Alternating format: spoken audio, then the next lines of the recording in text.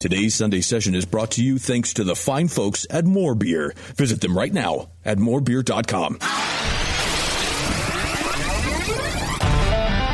poured it in my mouth and it just wasn't going down.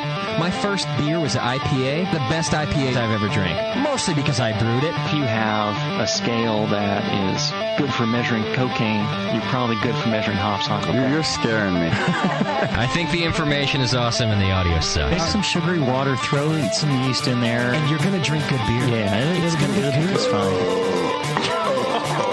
God damn it, man. Oh, my God. Oh, uh-oh. Now, live from the Brewing Network studios in Northern California, this is the radio program for home brewers, craft brewers, beer lovers, and beer geeks. It's your only source for live beer radio that brings expert brewers together with, well, expert drinkers. This is the radio program with a head on it. This is The Session. Hello, my name's Justin Crosley, and I'm the host of The Session. There's a voice from the past. The new guy. It's nice to meet you all. Welcome. Thanks for having me. I hope you'll fit right in. I appreciate that. Yes, it's good to be back in the studio. I've been out traveling around the world for a few weeks, which was a lot of fun. Thank you to the Brewing Network staff for holding down the fort and doing such a great job with all our guests and our shows and allowing me to get out and do that. I had a lot of fun. I also went to the Great American Beer Festival, which I know you guys talked about a little bit. Had a good time there. I want to thank our sponsor, More Beer, an independently owned homebrew shop here in the United States. So much news. That's an interesting one. If you don't know what we're talking about, of course, Northern Brewer, Midwest Supplies, which had merged couple of 2-3 years ago, got acquired by Anheuser-Busch, at least their venture capitalist I didn't hear that side. Yeah. Apparently, Austin Homebrew is part of that conglomerate too. Oh, wow. Had they? I thought Midwest. No. Midwest, yes, because Northern Brewer and Midwest are the same company. Yeah. Austin was I hadn't That's heard what of I the heard. Austin part. I didn't find true. any corroborative evidence online, but someone had mentioned, a couple people have mentioned that Austin is owned by the same venture capitalist now. I don't know. That one I haven't heard. Now owned by Anheuser-Busch. Yeah, which is an interesting development. Well, let me just finish thanking our wonderful sponsor at More Beer, who's been with us since day zero and continues to support us. We love them very much. Go to morebeer.com right now and get your homebrew supplies from a wonderful group of guys that are independently owned and have been working hard for years now to give you the best in homebrew supplies and pricing and shipping and you name it. I'm so proud of those guys. They do great work. So thanks to More Beer for bringing you this session and every session. A lot of speculation is just interesting to think about why Anheuser-Busch would want to. Right. Everyone's all over the place. Stories in the why. I don't know. Yeah, I haven't even developed an opinion. To me, it's like, okay, why? It's not about making money in home brewing supplies, obviously. So that to them, it's control over something, or maybe like they look and say, okay, who's really driving what beers are consumed by the general public? Well, they might see home brewers as a class of people that might be doing that. So maybe they think they can get into their heads. Sooner than they're doing now. Seeing what the homebrewers are buying, what they're buying, to predict trends, or get them to make light, ricey lagers. That's what I thought too. But that one seems a little farther out there to me. Yeah. I'm closer to feeling like it's just a PR move. That's what I'm going with. They're trying to do something just to try to stir the muck and be in the news again. And be in the news again, and be in the news in such a way that might be positive to homebrewers because they've never been in the news that way. They've been in the news in the negative light by their own volition, though. With the attacks on the commercials, on Beer Geeks. Well, they made fun of Beer Geeks. Which, by the way, I find all that stuff funny. But I wonder if it's a PR move. Or, hey, it could be strictly business. I mean, one of the things that I read is that Northern Brewer and Midwest is a $50 million a year company, and that's not a bad investment.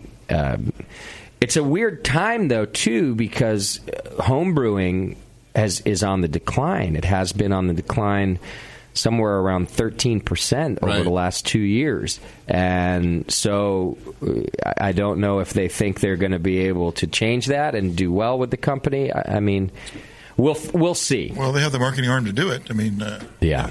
Well, if you look at their website, Justin, they're really trying to bring people together for a better world. Look how happy those white people look. Oh, they do look happy. With the fedoras and the real deep V. The deep V hipster shirt that they make fun of. Yeah, for sure.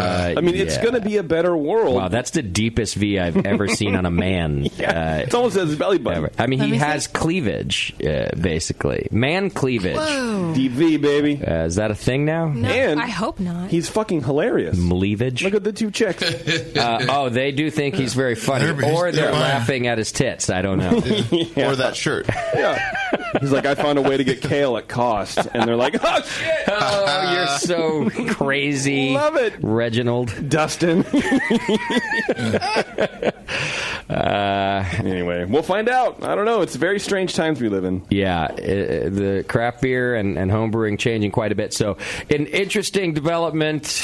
I'm sure we'll follow it in a very passive way here at the Brewing Network and come back to you when we have... until they want to buy a podcast, and we won't be so passive. Oh, I just messaged them again for the second time. Let's do business, baby. It's the natural progression. Craft to homebrew shop to podcast. Yeah, there was a comment somewhere that somebody said, what's next? Is the Brewing Network going to get bought? God, I hope not. And I wrote back right away, I will sell tomorrow.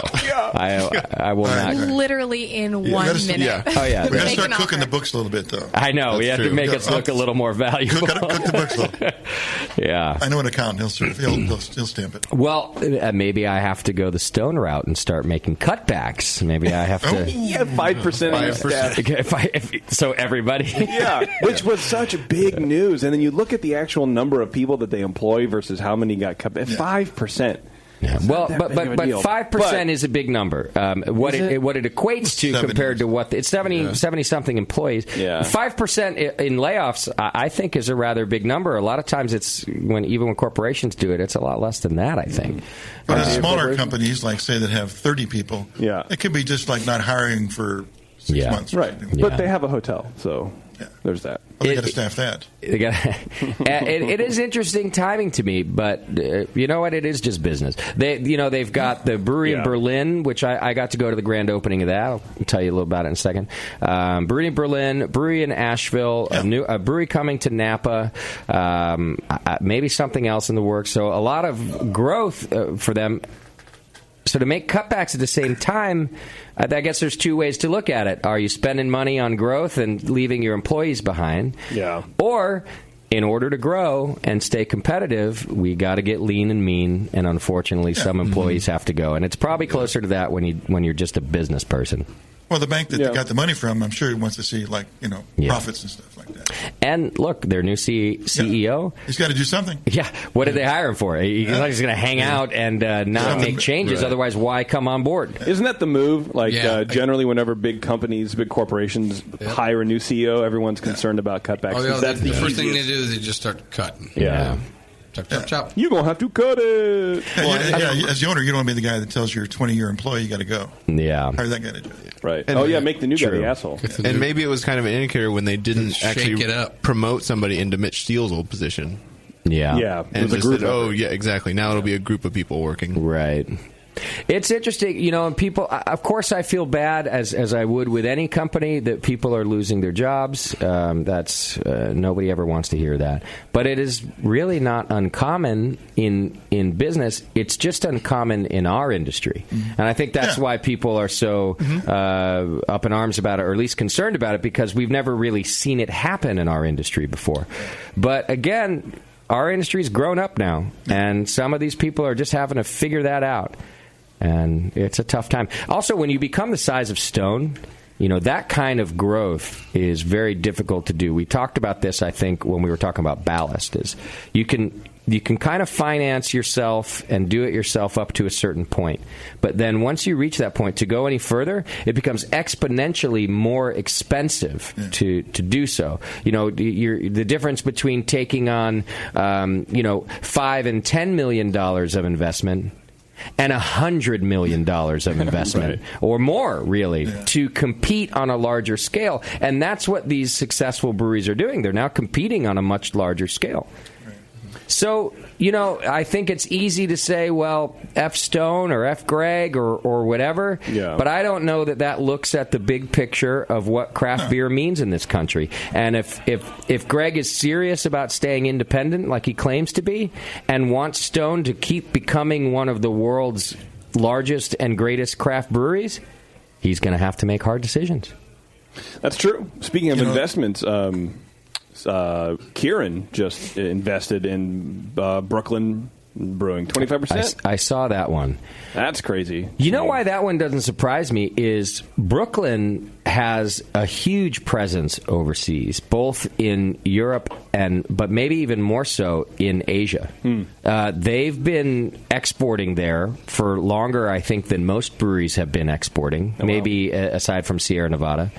And the Brooklyn brand resonates with the world, not because of Brooklyn Brewery, but because of the word Brooklyn. And they've been able to parlay that into a great business overseas. So that one I'm really not surprised that it was an Asian company to buy into them. I think that they have the ability to make some huge moves in Asia because of it. I mean, I don't know. There's just something about the brand. People like that brand. It's kind of like the Yankees. All right, the Yankees does very well all around the world too, not because the rest of the world cares about baseball. They don't. But the Yankees brand has done well. Sure, and so does Brooklyn. Would anybody buy Concord Brewing Company? Absolutely not. It's Appalachian. It'll be amazing. No way. And not to keep us on the news thing so long, but at one point of the Stone release was. One of the reasons they're cutting back is because their sales are off. And the reasons they were giving was the rotating tap model and the emphasis on drinking local. Right. And that's what I think our listeners would be experiencing themselves as well. Which, by the way, so that's a great point. I also attribute the decline in homebrewing to the same thing. A lot of people, ourselves included, started homebrewing because we couldn't get the beers we wanted to drink, the styles of beers. But now, especially here in the Bay, and I know this isn't the same for some of our listeners, but it is the same for a lot of them. Not only do we have several local brewery choices, but we have several styles to choose from. Exactly. Why homebrew? Why do I have to brew an unusual beer? They're all over the place. Because, frankly, the recent graduating class of homebrewers, which we, of course, put through, are now out there in the field. They're making beer, and they're making these crazy beers they're making. So I agree with that. Do you think maybe that's why Anheuser-Busch bought Northern Brewer? To kind of get an idea of who's up and coming, like what they're buying? Well, that's what Tasty indicated, and I think it's possible. But that one seems a little more out there on the limb to me, kind of on the peripheral of why they might buy a company like that. Because I think there are other ways to do that are far more efficient and less expensive. Just ask me, I'll tell them. But I do agree with that, Tasty, and in fact, it's our model here at the Hop Grenade. We have nobody. The only person who has the only brewery who gets a permanent tap here at the Hop Grenade is Heretic Brewing Company. And we have a lot of regulars. Like our guest tonight, we're going to be talking to Altamont Brewing Company, who is a local brewery here out of Livermore, California.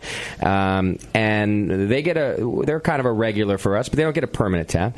It's hard to sell beer. That model has changed. It used to be you go get an account, and you're like, as a rep, and you go, sweet, now I'm going to sell X amount of kegs to that place a month. After a week, it's like an insurance salesman. Every month you get the payment. With a place like us, we're a pain in the ass for that rep, because you get this account, and we may or may not purchase your beer this month. Who wants to see Stone? You think the customer's saying, hey, get Stone IPA in here? Right. No, get this brand new IPA I never had before. They're going to need to work on that too.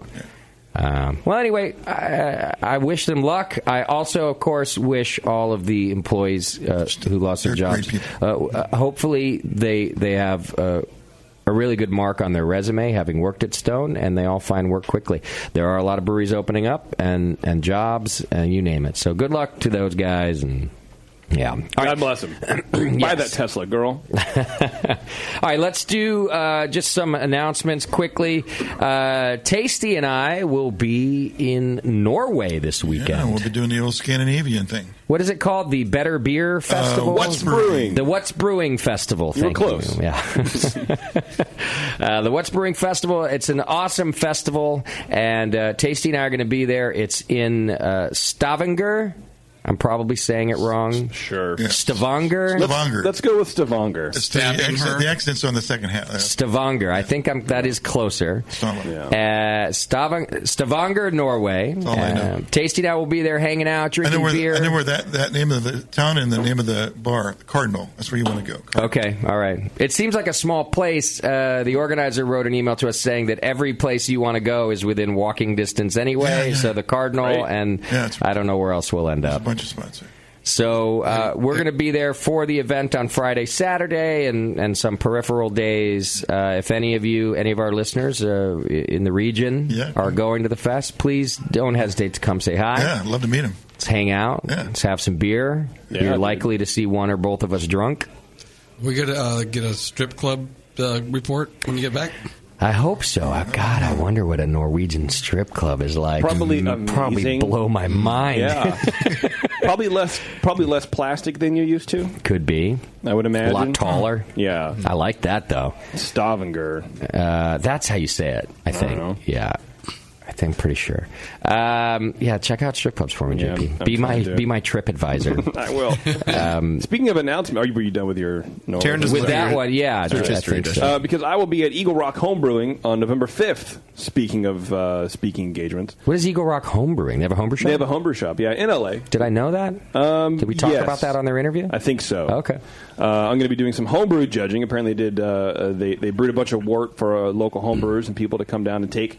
And then they brewed whatever they wanted to at home, add their yeast and hops and all that kind of shit. And then we're going to be judging them on the 5th from 10 a.m. to 2 p.m. It's a best of kind of thing, so the crowd has some input on it. And then there's me and someone other, C-list celebrity beer judge. That's in November, the 5th of November. Okay. Yes, sir. So if you're around L.A., come to Eagle Rock Homebrewing Supply. All right. Drink some beer with me. I like that a lot. You'll really enjoy it. I like it a lot. Stavanger nightlife, bro. Yeah, what'd you find? That's not going to be on that. Go to sleep. That's a tourist spot. There's apparently you went the under 3 nightclubs and bars in Stavanger. One is the Cardinal, one is Carnival, and the other is called the Armadillo. I don't know if either of them are strip clubs. I think the Armadillo is. Yeah, it sounds right. It's got to be right. It looks like it's either just a Norwegian biker bar or a strip club. No, it's a Mexican restaurant. Well, Armadillo. Yeah, why Armadillo. didn't you say it right, Jay? I don't know. There's not enough consonants in it. I have no idea. Known. So you might be out of luck for strip clubs down there, man. I might think about Someone's got to be taking their clothes off in that town. Probably me. I have to change my trip around. All right. Also, I'm not going. We have a great new shirt available for a limited time. It's our California flag hop grenade shirt. It's we do limited runs of these from time to time, and it's pre-order only. The link is on our Facebook page, or you can go to codisibuy.com/brewing network. The Brewing Network, sorry. But it's probably easier just to head over to Facebook and click our link right there. I'll put it on our homepage tonight, too. It's available only till Friday, but go check it out. Those of you California listeners, you're going to want to take a look. It's a fun shirt, California flag, but we took out the bear and we put in a hop grenade like we like to do. Just replace everything with hop grenades. People's lives, logos, everything. Portions of bear skin. Go check it out. You can go get Moscow Hop Life gear, which I think is at hoplifegear.com. And that's his original Hop Life drawings that are a lot of fun. Go check those out. No strip clubs, but tons of escort services. Oh. So you can make your own strip club for the right amount of money. I don't really do escorts. Well, if you get enough of them in the room. That's what I'm saying. Make your own. So I went to the strip club at GABF on like the first night there. It was like, that the good one with the upper floor? No, because I've gone to that one since then, Doc, and it's not always as good as we had it that night. Yeah, we had a good day. We had a fluke of a good night. So I went to this place, whatever. It's the one like right by the Bevo. What's it called? You know, La Boheme. Thank you. So I go there on like Wednesday night. It's really slow, and I end up in there like at last call, and I'm trying to spend money, and they won't let me. And finally, this super hot stripper like grabs me, and she's like, we are closing up, but let's go have a lap dance. And we go, and she kind of gets started, and I'm like, how much? And she won't answer me. And I'm like, oh, this is going to be trouble. And what she ends up doing is, like, she's offering, like, hotel room service, right? Oh, jeez. We're closing up. Oh, she's like, and it was a fucking steal. She's like...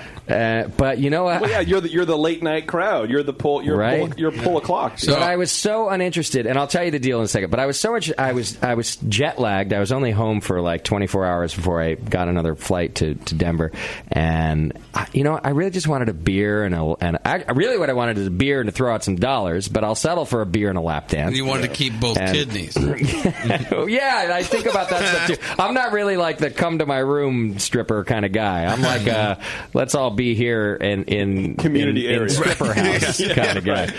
So, but she ends up like, she's like, I'll bring 5 girls to your room for $500. Wow. That's a deal. That's sight like the unseen, deal of or the century. do you get to see these girls? You know what? I don't care. It at that doesn't point. matter. And she was super hot, but even then, I'm like, I don't know. Like, I'm so uninterested. But so I keep kind of going, yeah, so how much is this dance? Like, I just want to know. And she keeps going, and she's like, well, it depends on what you want. And I'm like, I want this dance and a beer. I'm being very clear. Sometimes there's such thing as too many options. So she goes, $300. Oh, she's dropping the price now, and I'm like, for the whole thing. No, not for the dance. No, she's still just trying to get me to do the hotel thing. Okay, you do the hotel thing, and they're only going to sit and just do lap dances. Well, I don't know, but $300 is the cocaine alone. Let's be honest here. Right. Did she pull out your wallet and check your blood type? Like what? That's stripper blow. Yeah. Anyhow, I just kept saying no. At the end... Damn it. I want to know what you got for $300 in your room. I know. Well, had I been interested, I could have talked more. Like, what does that get me? But, yeah, it's not my thing. Anyhow, at the end... She never will answer me how much the fucking lap dance is. So you know what? She was really cool, and she let me just like do whatever I wanted. So I gave her $60 and called it a night. What does do? She's like, "Do you what want?" does that mean exactly? She's like, "Oh, at the end," and then she's like, "Do you want my number?" In case you. And I'm like, "Yeah, that's never a real thing, by the way." I'm like, all right. No, that's calling her bodyguard. I could get back to my room and totally regret that I didn't take your deal of the century right now. I'll take your number. But I didn't. And I have it, though. I wonder if I... Oh. Can we call it? You're still in touch. Actually, I didn't save it. I just, like... you just, like, hit the call button and then hang out. Like, I don't know. I'm going to end up calling somebody's... Oh, that's easy. You can just go back. Yeah. Anyway, that was my strip club experience in Denver. Apparently, it's not going to happen in Stavanger. No, apparently it's not. No, Stavanger. The Armadillo's worth checking out, though. Right. All right, do your Amazon shopping on our homepage. Just click the Amazon link. You can do it both in the U.S. and the U.K. It's a great way to help us out. We appreciate those of you that do. Subscribe and join the BN Army. Just click the donate button. If you're a regular donor of $2 or more, you're entered into our More Beer monthly donation giveaway, which gives you a chance to win $100 to spend over at More Beer. It's a lot of money. And the more you donate, the more entries you get. You can get... different information than I've just given you over on Twitter and Facebook. Send your feedback over to feedback@thebrewingnetwork.com. Send your show ideas to bevo@thebrewingnetwork.com. That's 2 E's. Bevo. All right. Do we have a Twitter game? We do have a Twitter game. Cool. Twitter game's brought to you today by the Wine and Hop Shop. Go to wineandhop.com, Madison, Wisconsin's best homebrew shop. Wine and Hop Shop. Well, before the show, we were drinking some of Warren's Oktoberfest. And I feel kind of bad for him because we have to call it Warren's Oktoberfest. There's no catchy beer name yet. Yeah. So I want to see what our listeners have to say about that. I want everybody to help Warren name his Oktoberfest. I like it. Thank you. This will be a good one.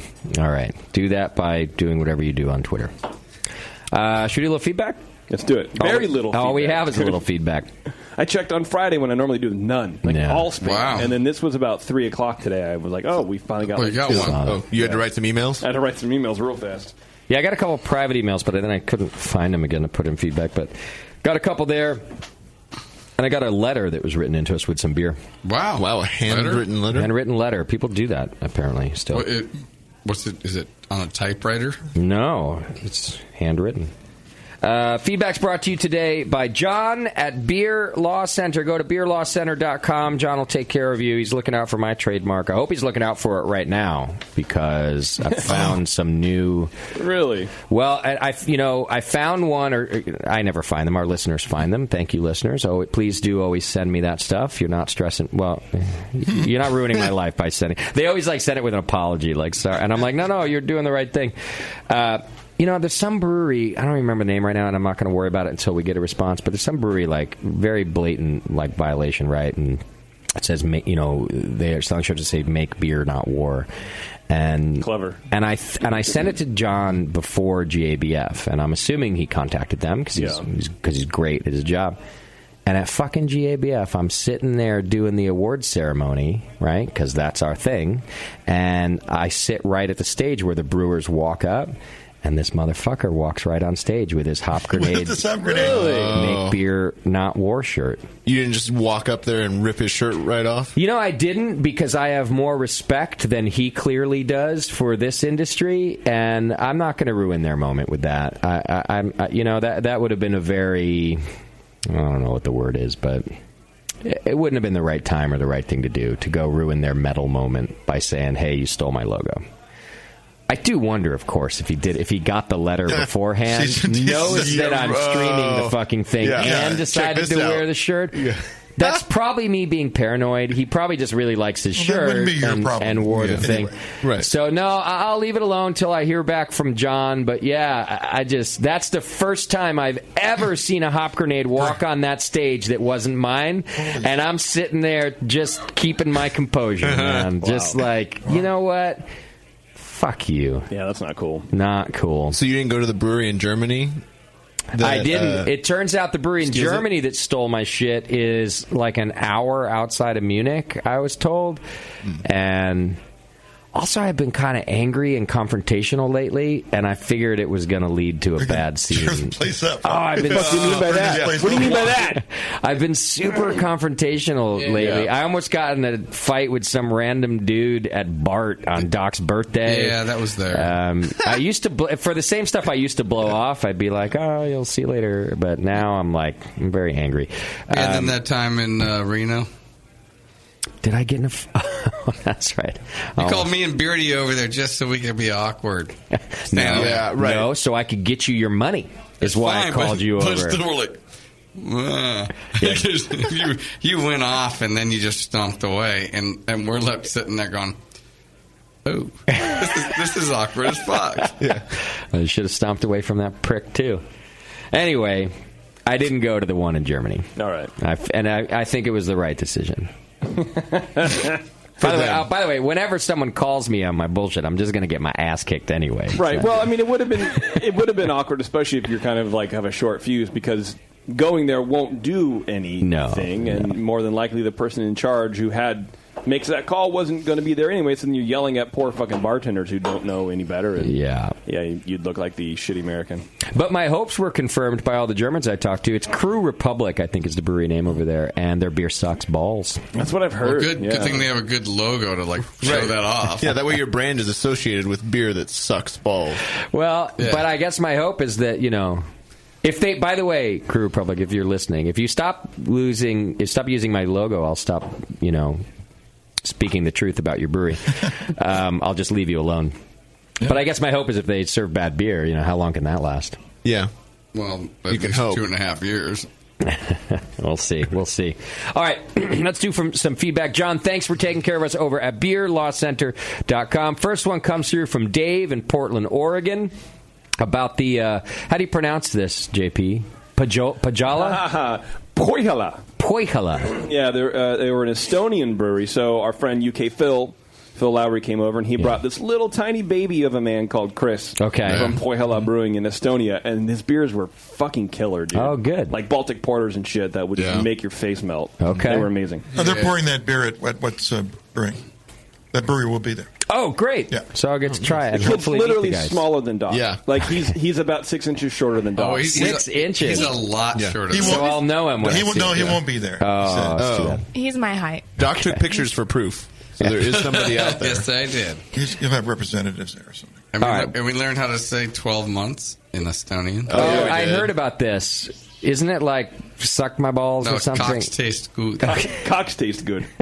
Cocks taste good. See, there he is. You don't say. Shorter than Doc. Wow, yeah, he's reaching up around Doc's shoulder to put his arm and you around never him. see Doc smile that big without powder influence. Like, he was genuinely happy. Wow. That made me happy. All right, so this is about there's happy things in my life. This is about the Poihala Brewing Show.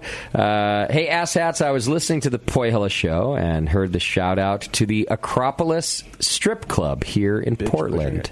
Yeah, they were the good steaks, apparently. Yep. Yeah. So he says, just to be honest, yes, a lot of locals go there just for the steaks. The boobies are just a nice side dish. They have been selling signature steaks for 30 or 40 years now, so don't knock it till you try it. Well, Dave... I thought there was a rule that you're not supposed to eat food. So at here, strip clubs. Rule number one. You're not supposed to eat. Rule number one at strip clubs, this is from the Crosley list of strip clubs, in your book, is do not eat at strip clubs. However, I will admit that the only strip club I've ever eaten at is the Acropolis in Oregon. And it's because I was told, listen, you can't go by your rule here. This is different. They have fantastic steaks. And I went in there, and everybody was eating like it was a restaurant. And yeah, the boobs were like a side dish. So I did as you do in Rome when you're there. Burn it down. Is that how the quote goes? I think that's what it is. And I ate a steak, and it was fantastic. So the only time I've ever broken the rule, and I would even suggest breaking the rule, is at the Acropolis. What was rule number 2? I was trying to teach Bevo's niece cousin about the rules of strip clubs. Sister cousin niece. Sister cousin niece. I can't. You know how Bevo's family is. And I love taking people to their first strip club, and I got to take sister cousin niece to her first strip club experience. How old was she? 29. Okay. She's 29? Yeah. 28, 29, something like that. She'll be 29. You sound disappointed. No, she's doing great. She's super hot, but she looks way younger than that. I thought she was like 22. Nope, 29. There's like 3 years between the two of us. Justin should have taken her there a lot earlier. I know. And the night that we went was the only night she called her like little boyfriend thing out. So then I had to hang out with him too. But whatever. It's not like I was going to bang her or anything. I just wanted to give her a stack of dollar bills and have her spend it at the strip club. Yeah. It's fun to do. It was way too crowded that night, though. That's a strip club show. Well, you have to have round 2. All right. Thanks for writing in, Dave. This is about the Le Castor show. Le Castor. Le Castor. Mm-hmm. First of all, thank you for the Le Castor interview. I was buying the Yakima IPA once in a while, but was unaware of their whole Brett Farmhouse lineup, as their branding is a bit different. The interview was really great. Brewer was interesting, so I went out and bought the whole lineup. $44 maple dollars later, it's great. I will buy a lot more of this in the future. You really have a big impact on my beer buying pattern. An endorsement from you guys means I will buy the beer whenever I come across it. I will also travel across borders to get it. And you know what? I'm definitely not the only one. Delicious beer indeed. He has a PS, but I just want to comment. Thanks for saying that. I'm glad that we're able to influence you about our guests. And, you know, it does make us take some responsibility for the recommendations that we give. Sometimes you have to read between the lines a little bit because we're very polite people around here. As much as we're douchebags, we're really polite. We don't want to insult anybody's beer, but we do. If we're raving about a beer, we're honest. Then, you can count on us. We wouldn't say that so. in a minute. We don't want you to spend money that's on something that's not good. So, thanks for saying that. He does say, P.S. JP is tall and great. Doc is small but great. Bevo's boobies are large and great. Tasty is just great. Beardy is awkward but great. And the J-Man was great. Oh, wow. Literally, everybody's character was complimented except mine. Yeah, they was. Just my boobs. Your boobies are large. Oh, character. I see. Yeah. So awkward is a compliment? But you're great. You're awkward but great. Oh. Yeah. You're just a walking pair of boobies. Clearly. Yeah. And they're great. Yeah. I don't look at you that way every day, Bevo. Awesome. Just the days you come like into work. today, for example, right. in your giant sweater. I love you for your character. You have such a nice character. You're going to be a great aunt one day. Your character's so great. I hate you. Both of them. Both of your characters are amazing. I quit. And then I'll read the one that was written into it, that was sent to us with a box of beer. So I'll share this with you guys. I was at a homebrewing event recently and met John Blickman. Earlier in the day, I had seen him going back and forth to his own car in preparation for the event. And it really struck me that while he is iconic in homebrewing, he was really just like all of us who homebrew, hopping into the car and driving a couple hours to attend a great event. My takeaway was that John's persona is a lot like most of the people I interact with in homebrewing. They're over-the-top friendly and love talking about and sharing information about brewing. And that's the reason for my note. Thanks a lot for all that you do and everyone at the Brewing Network does for the homebrewing hobby. Since there's really no opportunity for me to be there in person, I want to share some beers from Michigan with you and the gang of the session. So, and I can't read his writing, but I'm pretty sure his name is Larry. So thank you, Larry. I want you to know that the beers arrived. That is a nice note. And yeah, I mean, of course we're just regular people. This whole beer celebrity thing, I just don't get it. Well, it's hard to cash in on, so it's tough to figure out. Yeah. I mean, there's tens of dollars in it. Nervous about the Norway event because of the same thing. We don't really have a job there. We're just there to be us. Yeah, that was the weird thing. That was what do you, eye candy, right? I was like, what do you Beer want? Candy? I guess, but sometimes I just stand there like an awkward freak, and no one wants to say hi. That's what they want. Just sometimes they want me to be an awkward freak. Yeah, they were like, you don't have to do anything. We just want you at the fest. Yeah. How about you actually go and engage?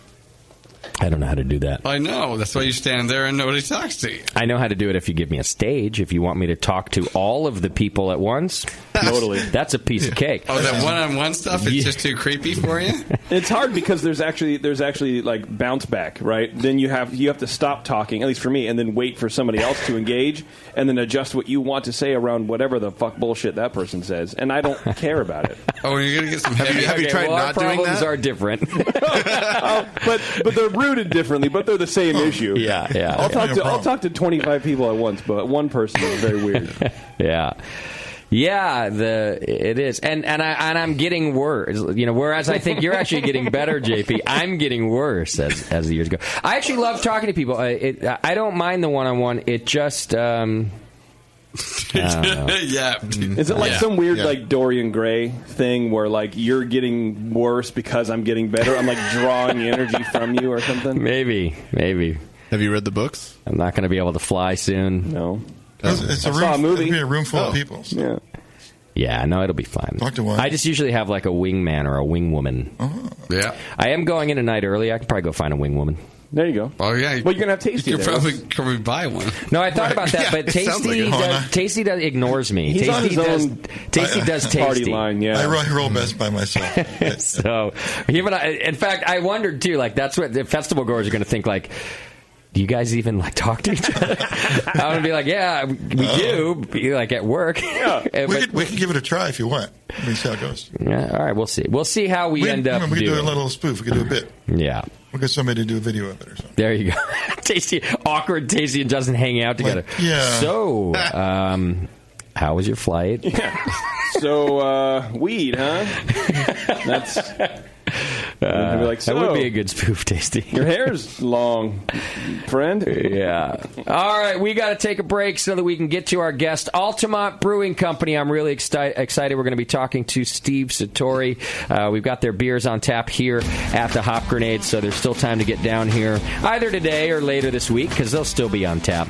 We're going to be talking hoppy beers, the local beer scene, beer trends, you name it, right here on the session. 888-401-BEER. We'll be right back.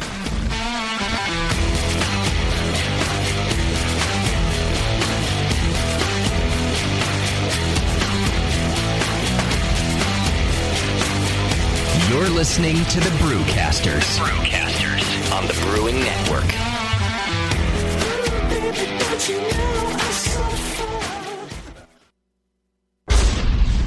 The 21st Amendment. Watch out! Do you like beer? They make beer. Watch out! Do you like friends and fun? They make friends and fun. Watch out! Do you still like to have a good time? The 21st Amendment. Watch out! The 21st Amendment in San Francisco, located at 563 2nd Street, 2 blocks from the building where baseball is seen and played. Try their beers in the pub or try them in the can, featuring Monk's Blood. Made with real monk. Watch out! So why not have the best time of your life? Go to the 21A and Sean O'Sullivan will personally greet you with a can of Monk's Blood. The 21st Amendment. Watch out! This advertisement is not in any way affiliated nor associated with the 21st Amendment Bar and Pub, nor its subsidiaries or affiliates. This telecast is not copywritten by the 21st Amendment for the private use of the Brewing Network. Any use of this telecast without Jamil Zainashev's consent is prohibited. Suck it, JP. The Vault, created by White Labs. The Vault is a collection of new, creative, and unique yeast strains from around the world. These strains have never been available to homebrewers. Most have not even been available to professionals. You have the power to release the yeast. Through The Vault, White Labs is giving you the power to decide which strains are put into production and giving you the opportunity to brew with these strains. Visit whitelabs.com/The Vault and pre-order the yeast strain of your choice and encourage your friends to do the same. Once 250 pre-orders have been achieved, White Labs will put that strain into production. The strain will be mailed directly to your doorstep, ready to make the beer you've always wanted to brew. This program was created with the homebrewer in mind. White Labs is relying on you to help release these strains, which may blaze the way for future new and unique beers. Help release the yeast. Visit whitelabs.com/The Vault. Brewing great beer is a process of continuous learning, and the best books on every aspect of brewing can be found at Brewers Publications, with more than 50 awesome titles like Modern Homebrew Recipes by Gordon Strong, Designing Great Beers, the Ultimate Guide to Brewing Classic Beer Styles by Ray Daniels, American Sour Beers, Innovative Techniques for Mixed Fermentations by Michael Tonsmeyer, For the Love of Hops, The Practical Guide to Aroma, Bitterness, and the Culture of Hops by Stan Hieronymus, and Radical Brewing, Recipes, Tales, and World-Altering Meditations in a Glass by Randy Mosher, plus many, many more. These are the books and the authors with the knowledge to push your brewing farther than you thought possible. And you'll find them all at fine homebrew and book retailers everywhere. And visit the website at brewerspublications.com. Brewers Publications, all the best on beer and brewing. Since the first time the Brewing Network microphones turned on, More Beer was behind it. More Beer sponsors the programming on the BN because, like you, they love brewing. And like the Brewing Network, they love sharing their knowledge. Morebeer.com isn't just a website to place your next equipment or ingredient order. Morebeer.com also gives you access to free beer information that will make you a better brewer. Go to morebeer.com and click into the Learning Center. You'll find podcasts, technical facts, video tutorials, and more, including access to The Buzz, More Beer's social network of more than 5,000 members. And some of them might even be crazier about beer than you are. Get over to morebeer.com today and take advantage of The Buzz, the forum, the Learning Center, and make sure you're signed up to receive the newest More Beer catalog. More Beer, bringing you absolutely everything for beer making. Marin Brewing Company in Northern California has been making award-winning beers for more than 25 freaking years. Today, I want to tell you about their new 12-ounce cans of Mount Tam Pale Ale. The good stuff, Mount Tam is bright gold, 5.5% ABV to keep you feeling good, and has been winning awards since 1989. If you're visiting the Bay Area, get your butt out to Marin Brewing Company. They pour tasty beers and serve great food every day until midnight. Come in for a tour, stay for the food, and pick up a 6-pack of cans of Mount Tam Pale Ale to enjoy at home, camping, biking, or whatever the hell you do. Owner Brendan Moylan has this to say about Marin Brewing beers. It's freaking awesome. Marin Brewing has won more than 100 gold medals in international competitions. Check out marinbrewing.com for all their award-winning beers, food, and merch. Marin Brewing Company in Larkspur, California. Award-winning taste, refreshing finish. It's freaking awesome.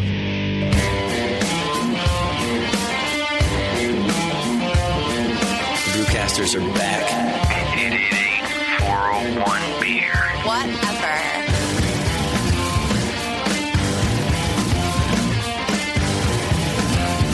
All right, welcome back to the program. Thanks so much for hanging out with us tonight. We've got Altamont Brewing Company in the studio with us. I got some of their beer in my glass. Before we get to that, I want to remind you about one of our other longest-running sponsors, the great people over at Williams Brewing. You can go to williamsbrewing.com and check it out. Since 1979, Williams Brewing has offered the finest in equipment and freshest ingredients and the best customer service in the business. They have a full lineup of inner tap forward-sealing beer faucets with interchangeable spouts, as well as a new grain mill motorizing kit that features a gear motor that spins your mill at the correct 180 RPM without the need of hazardous belts. Also, the new Mark II wort pump, a magnetic high-temperature pump that starts at only $69, but does the job of pumps costing twice as much. So, other exclusives are Brewer's Edge mini regulators, as well as the exclusive line of Keg King kegs and disconnects. They also feature quality all-steel bottle cappers from Italy, their own line of hydrometers, California wine kits, and so much more. Go to williamsbrewing.com and check it out and browse their vast selection right now. Thanks, Williams, for supporting us. We appreciate it. All right. As I said, I've got Altamont Brewing Company in here. We have Steve Satori and Chris Norberg in the studio. Welcome to the studio, guys. What's up? What's up? All right, Steve, Chris, I have as the head brewer. Just one minor point. It's Altamont Altamont Beer Company. Not Altamont Beer Works. Beer Works, I mean. Altamont Beer Works. Not Brewing Company. There's an Altamont Brewing Company in North Carolina, but they are... Oh, is there really? Well, they just changed it. Oh, was that a whole thing? It was a whole thing from a buyout from another brewery out there. One of the owners from a big buyout out there just purchased Altamont Brewing Company, and they changed it. Oh. Obviously, probably due to That's looking easy. at trademark stuff, seeing that we had the trademark for it. I just never wanted to be the bad guy to send the email. Yeah, it sucks, going, dude. hey, we're this brewery out here that's trademarked, and you're not. But yeah. I never did it, but I didn't have to do it now, so it's kind of cool. Excellent. You have good karma, good trademark karma. Trying. Altamont Beer Works, then. All right, thank you, Tasty. Steve, what is... so I have that Chris, welcome to the studio, Chris, is titled as your head brewer. Do I have that right? More like lead brewer, I guess. You Okay. want to say. We're kind of weird about it. I would say Steve is the brewmaster. I'd be lead brewer, head brewer. Okay. You guys are complicated already. I know, we totally are. Well, because I was... I like, by the way, so like... Head brewer. No knee pads. Brewer. Isn't that so Did weird? you just get out the fucking thesaurus? Like, how else can we say head without calling it? Well, that's what's so weird about the whole situation is we're going to go into this probably further later on, but Tony, where I learned to brew from a boneyard, and he never wanted to be called the beer master because he's like, whatever, like I'm the main guy, but I'm not the master, like you know. Yeah. So I was kind of took the whole thing myself, like I'm never going to take this whole brewmaster thing in my head. So I'm like, cool. Well, Chris is kind of my prodigy in what I taught him, and so I don't know whether. You know, you the lead. I don't even, to be honest, I don't even know what in the brewing world what is the chain of events. Like you go brewmaster to what head brewer or lead brewer. So cool. Then I'm the head brewer. He's the lead brewer. I don't know. Just make it up. Yeah, it seems like I brew beer and I love to brew beer. Yeah, it seems like in a lot of breweries, it's just like the guy who's brewing that day. Yeah. That's exactly what happens. Here's the only two Titles times. are for business cards, man. There's only two times it matters. when you do my fucking radio show, because I'm trying to figure out how to introduce people, and on your business card. Yeah, exactly. The rest of the time, and it's, by the way, it's the same here at the BN. We don't even know what to call each other on our business cards or whatever, No, and it never matters until somebody asks, like, Right. so what do you do there? And the answer is usually, everything. I don't know. Yeah. Well, especially in the small, like when we first got business cards for GABF. Yeah.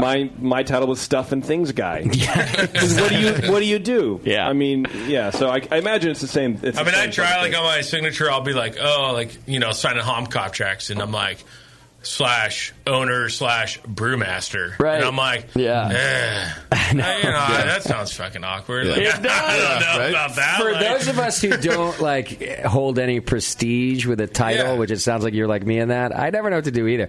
I guess I tend to default to owner, which just sounds fucking weird. I've thought about president, but I'm like, Jesus, CEO? if there's anybody who operates less as a president than me. CTO, technology guy. So in 11 years, I still haven't solved this issue. No. But Chris is my right-hand guy, so we'll put it that way. He's been with us since day one, and he's been here through everything. Through the thick and thin, through it all. He's still the guy when I'm gone. He's in the brew house every day. Every day. Okay. Well, that's just for our listeners. That's what we want to know who we're talking to. And so he's in it more than I am now. So now I run the business part of it. Like you do. I just kind of have to get on the boots every once in a while to show them who the hell taught them what to do. So is it your company? Yes, Steve. It is. Yeah. Okay. Partners? Or I have one partner right now. You do. Okay. Yeah, so we're going through some changes, but How long has it been open? We opened up we started building in 2000, I guess late 2011, and we opened up in 2013, Beer Week 2013. Okay, nice. So right before SF Beer Week. So, it'll be 4 years in February this year.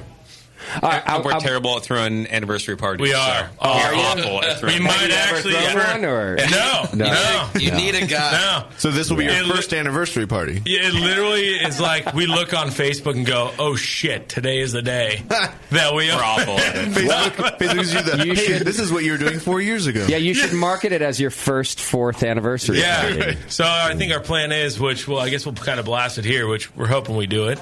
Which we tried to do last year and we didn't do it, so let's hope we can do it this year. But basically, an industry party for all our accounts, brewers, you guys, everybody involved in the brewing community to do kind of a fun kind of anniversary party. It's all in the house. When is it? When is this happening?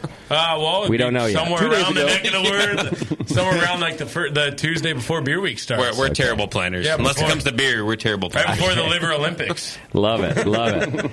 Well, I would be honored to go to an event. Yeah, like hell that, yeah, dude. man. That's cool. Beats Norway.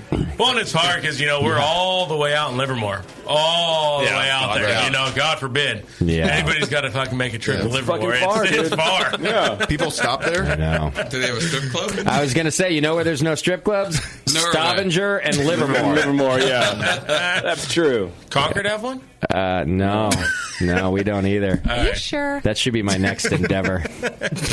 I want to do a craft beer strip club. I mean, Dude, like Portland, right? Yeah. Like they nailed the strip they club got it all craft beer figured out. scene. It just makes sense. It would kill it here. Concord's not into you'd it. be the first in Livermore. People frown about. Well, we're the first brewery since Prohibition. Is there another brewery in Livermore now? We have 3 others now. Do you? Actually, yeah. Wow. Yeah, we got next come after us was Workman, then we got 8 Bridges, and then the new up and coming Shadow Puppet. Yeah, just went there. Saw tasted there on Friday night. Okay. Yeah. I left Livermore too soon. Too early, dude. Yeah. Too early. Yeah, that's more breweries in Concord. Yeah. Although we have another one opening up here now too. So. I know. But it's a far drive, Concord to Livermore. Yeah. It sucks dicks. Because it's 2 freeways, and that sucks. Yeah. Well, you get to Livermore and you just don't want to leave. Livermore's you great. want to go back home. I actually really like Livermore. I miss Livermore a lot. Town's come a long way. It's crazy. Oh my It's gosh. not what I grew up in Livermore. Yeah, totally. It's fucking so different. It's a cool spot. Yeah, I like it. It just took you leaving. It took me leaving to make everything better. It was like, this isn't so bad. I did the same thing when I went to college in Sacramento. I left Livermore going, let's hold the hometown Livermore. Then all of a sudden one day it all changed. I'm like, what the hell? Yeah. Went to my parents. I'm like, I've been home in 4 months. What happened? Yeah, the whole downtown. Why is First Street closed? And they were why like- can I not get off the freeway? And they're like, big things are happening. I'm like, what's happening? Like well, is JP Donut Wheel still going to moved. be there? Is Baughman still going to be there? Right? It better be. The Donut Wheel? Like, the First Street Livermore downtown area fought big change for years. They wanted to keep it slow. They wanted to keep it community-based. They wanted old school. Like, they want any craziness. big business, like big box store, they fought big box stores forever. And I think Walmart was the first to kind of crack that way out on New First Street. Then we got Buffalo Wild Wings. Yeah, and then the fucking city council was like, it's all hey, downhill from here. all that tax dollars, man. I love Buffalo Wild Wings. Go there for football every Saturday night and Sunday. I would like to go on record as saying I love ball. I endorse it all. 100%. Hella hoppy for the win. Do that wing challenge, baby. All right, before we talk more about the history as brewers and the brewery, let's dive into a beer because I have one in my glass, and I think we got some for everybody. So we have the Hella Light in our glass, which I'm thankful for. I'm going to have you describe the beer to us, but I want you to know I have a rule here at the Hop Grenade to always have a pale ale on tap. Sure. I go away for a couple weeks. I come back, and these motherfuckers, it's all IPAs and wheat beers. There's a fucking cream ale. Dude, eight Gozas. I was about to vomit everywhere. And not a single pale ale. And there hasn't been for days. I'm very upset about the whole situation. I come in today, and I see Hella Light on, and I go, thank God. At least it's, it's closer to where my palate is for American pale ales. Sure. But that being said, I would like you to describe the beer, and we can talk about what's in our glass. So describe Hella Light. Yeah, Hella Light was kind of a weird thing on where it all kind of started, and we have other. Yeah, it's actually really fun. We have a bunch of other pale ales too, but I used to brew a wit beer, kind of American, I guess you could say wit beer, not a Belgian because we used our house yeast, whatever. Okay. At a brewery previously where I worked, and then we did it when we first opened, and. It went okay, not great. It's just kind of one of those things where everyone always wanted to go to Blue Moon, not a craft selection of that beer, you know. So when we decided to do some Tap 25 for their anniversary, they hit us up, and that was what year two? Year two or one? It might have been year. It was God. I'm an idiot. Year two. Yeah. No, I think it was year two. Okay. Year two. Tap 25 is a great craft beer bar. Yeah, it was year two. Whoever's listening, so it was year two, and. Tim and Carrie approached us, hey, we want to do a brew. And I was like, great. And I was like, well, you can find IPAs everywhere, you can do whatever. Not a lot of people doing hoppy session beers that actually have more than just water with a little bit of hops. And I think that's kind of where that kind of went. So I kind of went back and was thinking in my head, like, hey, maybe we'll add a little bit of flaked, wheat in here, a little oats, a little wheat. And we kind of took it to a whole nother level, and it was nuts. And we did... it's just basically a big whirlpool. There's no hops in First Wort. There's no hops whatever. It's just a giant whirlpool hop edition. Well, it was almost a take on the wheat beer we had that was like Blue Moon that didn't sell. And we're like, well, let's take this grain that we have sitting around the brewery. Okay. Love the body. Let's turn it into something that we could sell so as that hoppy. left you with a bunch of wheat. And I would say, flaked wheat, flaked oats, wheat, and then two-row. Like, it left us with this nice grain bill. And I will say, I think like 3 years ago, that would lead the body. Yeah, was a lot of people were like, their biggest thing all the time was like, yeah, I love these whole session things, but they're a little too bitter, or there's just not a lot there. Yeah. So I was like, cool, let's figure out how we can put a little bit more there. Yeah. And then put a little more hops and not make it bitter.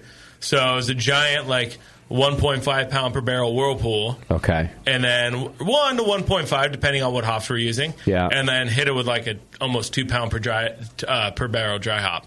Okay. So that's kind of what we do. What hops are in this version? Do you know? This one's Paulo Motica. Motica, however you want to say it.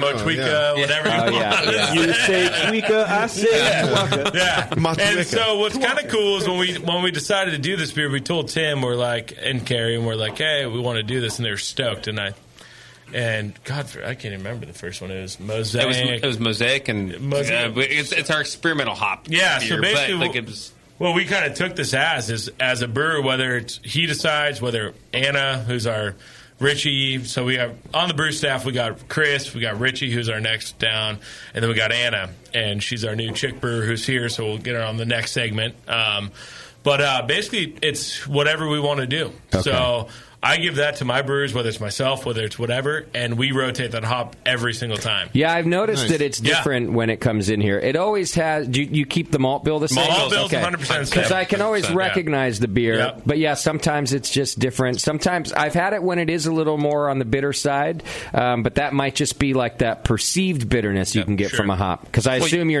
never putting in the kettle. You're always just Whirlpool. Well, you throw in Summit hops, and even at Whirlpool, you're going to pull out some bitterness. Yeah. Okay. It's, it's such a high alpha hop. It's and it really is a weird beer. I mean, it's so hard. I mean, the way we're pulling yeast and we're doing everything. I mean, we're literally like, this beer's done fermenting in like less than 48 hours. Really? It's nuts. Like, so it's here and there and done. Tell me about how you're pulling yeast that does something like that. We're pulling pretty active. I know this is going to sound really weird to a lot of brewers out there. That's all right. They're going to probably like throw shit over the radio at us. I'm ready. I mean, we're brewing pretty much every beer we do in 10 to 12 days. Okay. Wow. There's to brew keg and brew up to glass. I'm going to throw something. Wow. Okay, it's being served in under 2 weeks? Yeah. Really? Yeah. Oh, that's good. So do you mind telling us about your... So, give me an example of a gravity. Like, what's the gravity of this beer? 1038 is Hell Light. Starting gravity? So by 1010, if we brew today, by tomorrow night or next day, it'd already be 1010. Wow. And what are you pitching, like pretty active? We are. So we're pulling. That was, I mean, and for people who are aspiring to open breweries or whatever, I would say one of the biggest things we ever dealt with, and it was hard, is when we first got started, we weren't able to pull yeast every time when we wanted to, whether it took a little longer, something sat a little longer, whether... it's hard to say what it was, but for now that we're brewing pretty much, we're brewing at least, 5-6 batches a week now. We're going cone to cone every 3 days now. I see. Which is killer. So how are you measuring that, or making a consistent cone to cone transfer? We pretty much do our same volume every time. This is going to sound weird, and it's something I learned back at Boneyard. It's literally like positive pressure in your tank, and you're looking just in the door and going. We have our measurements for each tank, for each beer. So you're visually watching. Yeah, we're not doing like I know a lot of people weighing kegs, and I know. So what you're saying, just to wrap my head around, so you're saying you just open the manway. Yeah. You're pumping in from the bottom of one cone into the bottom of another cone, and you know where you want your volume. That's it. It looks the same every time, kind of like how Tasty's always told me to homebrew. Just make it the same every time. You never do. And then, are you also applying CO2 pressure? That way it's pushing. Yeah, CO2 when you out open that door, God forbid, close your eyes and or close your eyes at first, and you hear Chris sneezing, you come out and fucking punch him in the face. The manway's open, Chris. It's just and for us, it's kind of hard. Like we've fought our battles when we first started. Absolutely, we've had yeast that has lagged, and it sucked, and that method theoretically bit us in the ass. But also, we had no other yeast to choose from at the time. Okay. But for us, like now, it's like we sit here and look at it and go, it's a hard thing to change because we are, knock on wood, we've had a lot of great beers coming out. No, you do. These fast ferments and the beers are great. I drink them all the time. They're always so clean and well fermented and dry. So whatever you're doing, don't change it. And when I look at that and I go some of the other breweries and I'm like, I mean, when you hear something, it's like you hear people like really.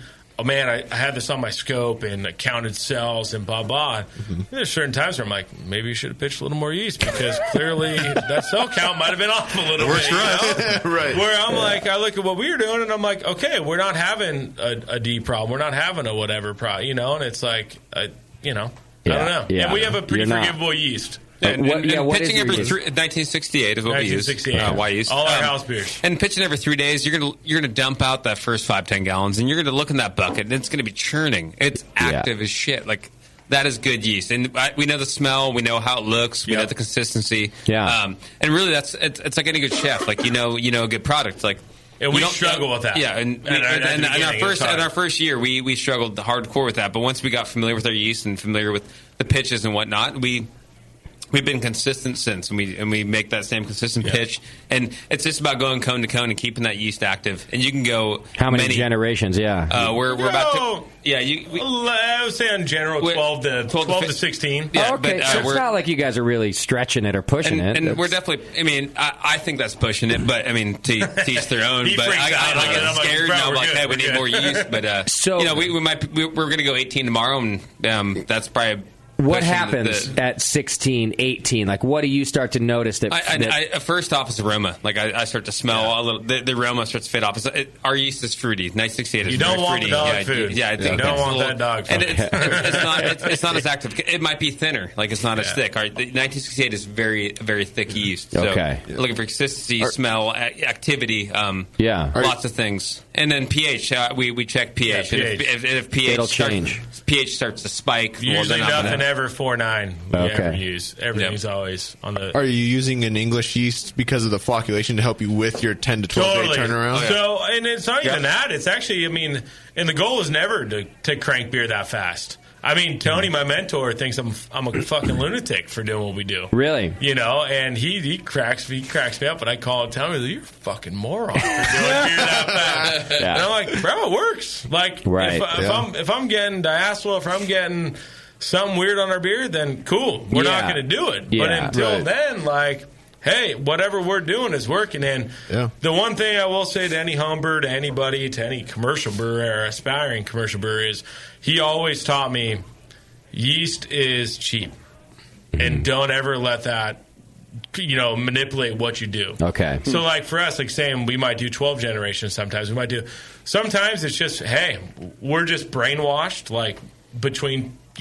14 and 16, we need a new generation. Yeah. And what we're doing is reasons why keeping beer like Hell Light or undersized IPA, which is our left coast, or old school left coast, we changed it because of Left Coast Brewing Company. But keeping those, and now we have basic bitch, like that 4%, 4.5% beer in the lineup, it is great because we're constantly making a new starter. So basically, I'm buying 4 liters from white yeast. It's costing me $250 right to make 700 gallons of beer. It's nothing. That's why, bringing back to what my mentor taught me was, it's a fucking no-brainer. Don't risk shitty yeast anymore. But, you got a lot of breweries that are just like, I need 4, different brewery or yeast in my brewery. Yeah. And I'm going to be buying 25 barrels pitchable every time. Then it's expensive. That's expensive as shit, and that's going to put you out of business. Not out of business, but that's going to dig into your numbers real fast. That brings us back to we don't put yeast in kegs. It's cone to cone, and we've never had great yeast. Honestly, to keep yeast extremely healthy, I think putting yeast dormant again like that. Okay, I've taught these guys, and everything. It's like we're super against the whole like keep yeast in the cold box for 10 days and then. Teach their own. But I mean, for us, it hasn't worked. It works for other people, but for us, it doesn't work. What seems to be working commercially is going a step further. We have a yeast brink. Totally. Then you do have an active. So we have a 5-barrel tank that. We do all our nitro beers. You guys know here that we do like weird off the wall crap with nitro. We do every beer on nitro just because people are so sick of. I have a stout on nitro. Yeah. Guess what? I have a porter on nitro. In fact, our latest one is shot away with blood orange. Yeah, on shot away nitro. blood orange on latest, nitro. Our latest shot away. Our nitro program is going off the fucking wall right now. People are really liking that. We're actually thinking about getting like a 10 or 20 barrel tank for that, and then use our 5-barrel for yeast brink, which is great. I mean, and totally, it totally works. But for the time being, it's great, man. We're brewing so often, and the way we're doing it is the way we're doing it. It's How often are you repitching? Is it weekly or even less than that? Way less it's than that. Every 2 days, yeah. Every 2 days. Yeah. I mean, like I said, say we brew an 80-barrel of Maui Wowie. We'll have, in that tank, we'll have 60, 70 gallons of yeast, have an 80-barrel of Maui, 60 gallons of yeast. So we'll brew a 40-barrel of shot away out of that and another 60-barrel of another beer out of that. So now you're thinking, boom, right then and there, I got another 100 gallons of yeast right there to use, in another 3 days. So, it's kind of... It's working.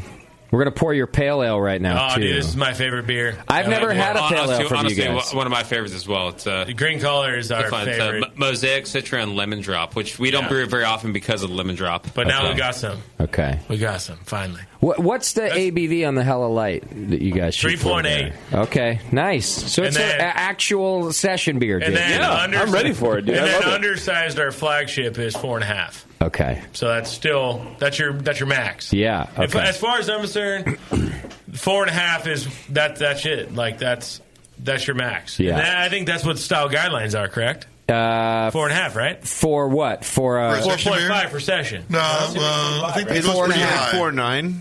4.9, I think. Does it really? Yeah. I don't Then know. you got people way that are too like, high. I have a session beer 4.9999. I know. Come on.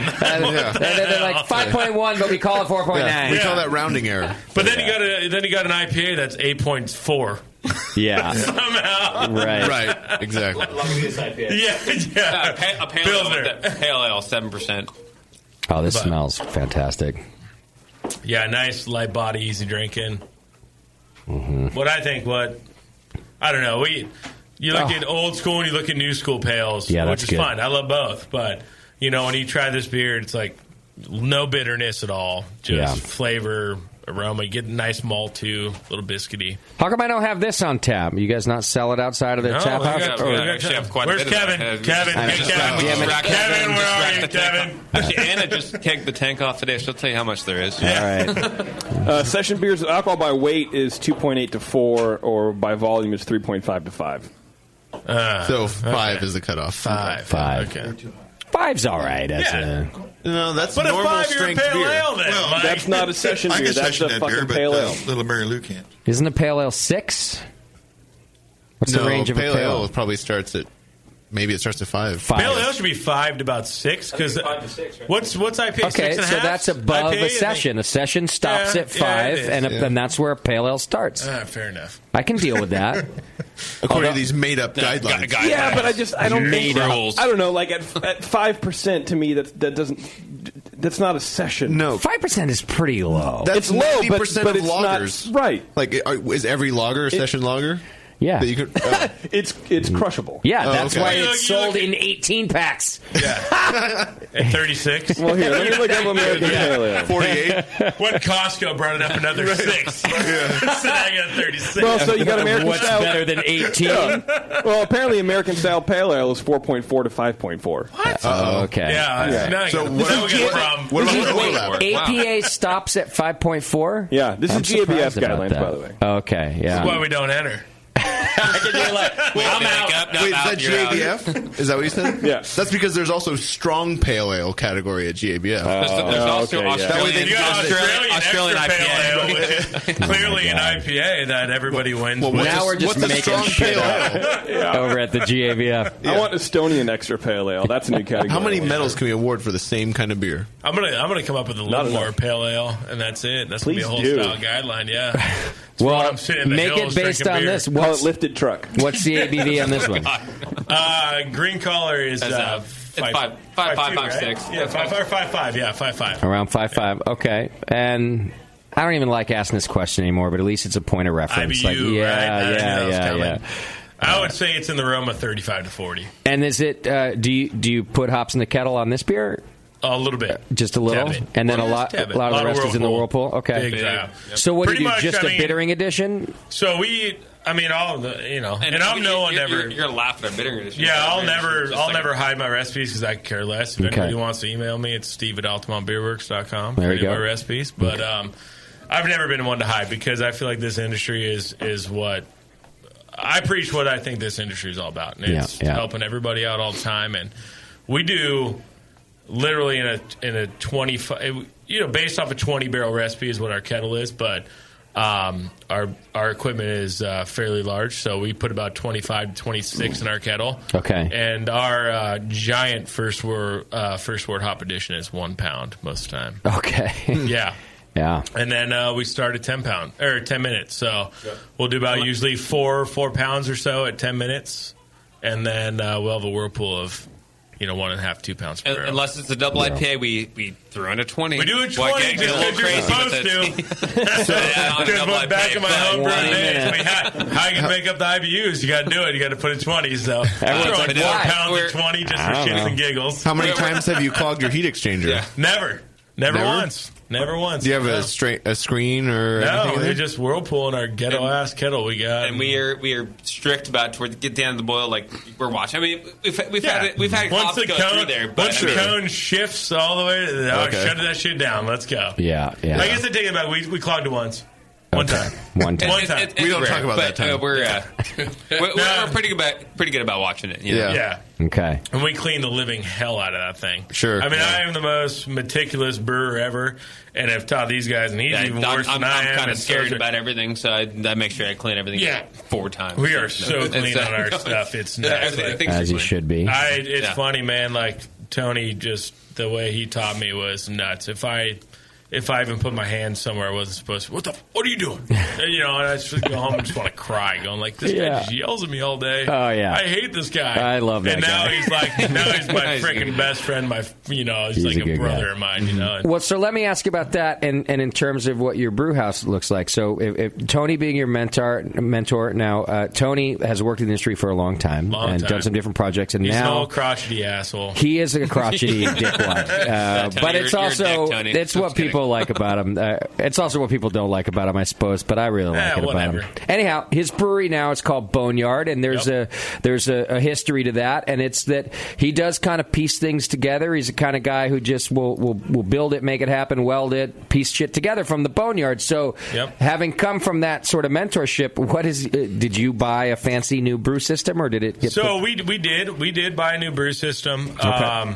Yeah, so before he had Boneyard, he had his company called Brutal Industries, and he was a contractor. Okay. And people would hire him to help either build their brewery, fix their brewery. Okay. And that's where I met Tony, was that somebody had hired him to help their brewery get back up and going. Got it. And he had asked me, hey, man, you live pretty close to this place. Do you want in? I know you want to open your own brewery. Yeah. And I was like, sure. Nice. Yeah, I want in.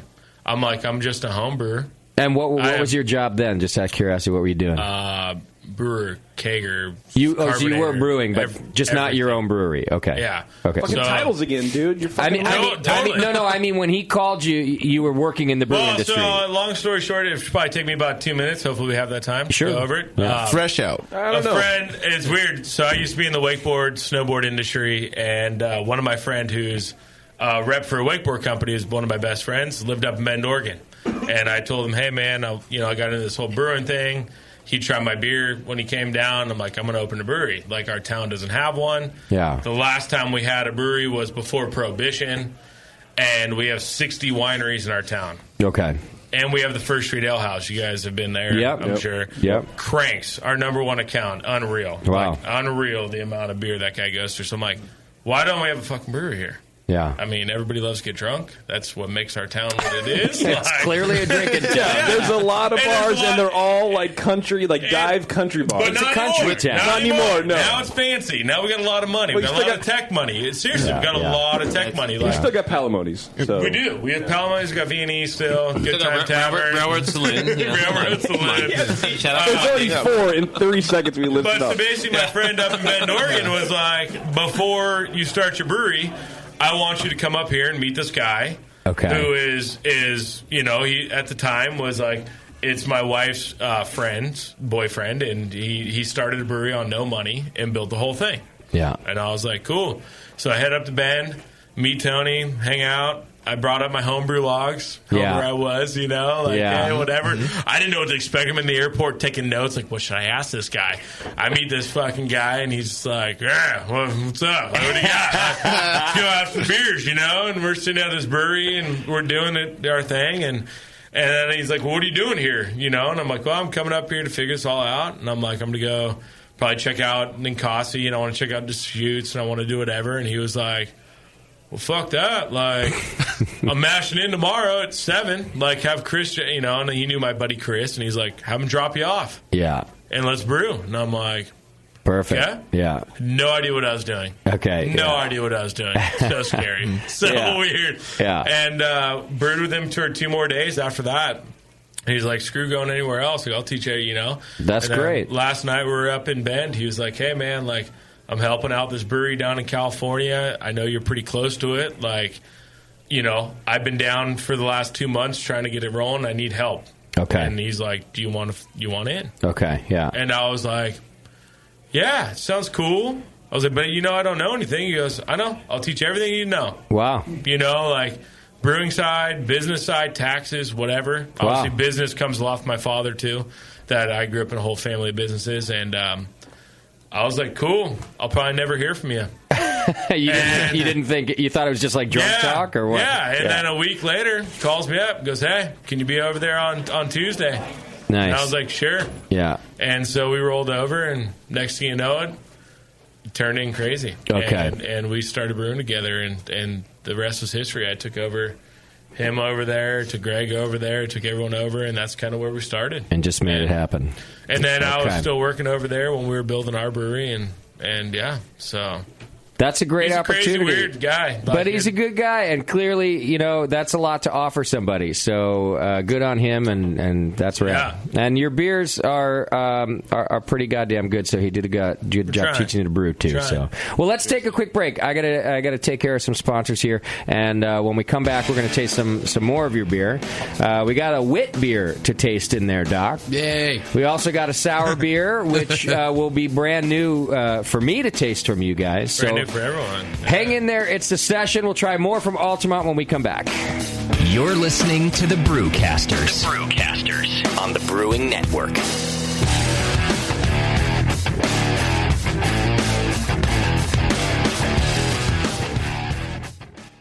Do you know the 3 most important rules in brewing?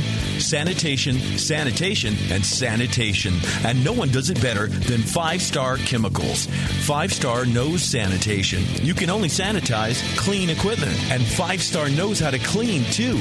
For craft brewers and home brewers, 5-Star has what you need to keep your fermenters, serving tanks, kegs, and draft lines sparkling and free of any beer-spoiling bacteria. PBW, caustic, acid cleaners, Star San, SaniClean, lubricants and defoamers, pH stabilizers, and more. 5-Star Chemicals has cleaning supplies, safety supplies, heat exchangers, pumps, hoses, and valves. And 5-Star is proud to offer eco-friendly products that exceed customer expectations. If you have a cleaning problem, you need the 5-Star solution. Visit 5starchemicals.com or call 800-782-7019. 800-782-7019 and get the 5-Star treatment today.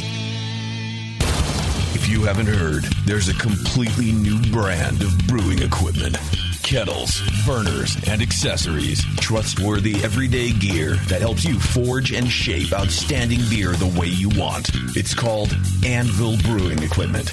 Hi, I'm John Palmer. You may remember me from such self-help books as How to Brew, Brewing Classic Styles, Water, and the Brew Strong podcast. I am very pleased to announce the debut of Anvil Brewing Equipment from Blickman Engineering.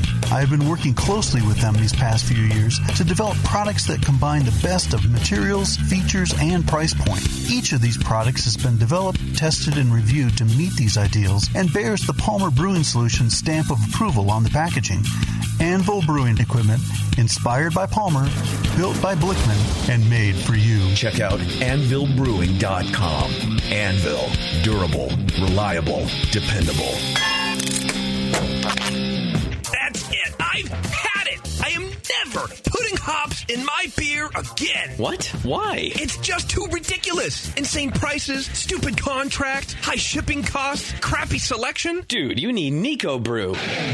Nico Brew will rock your f***ing face right the f*** off your f***ing skull. $5 shipping to all 50 states. Plus fantastic international rates get you low prices on Nico Brew's great selection of hops and more.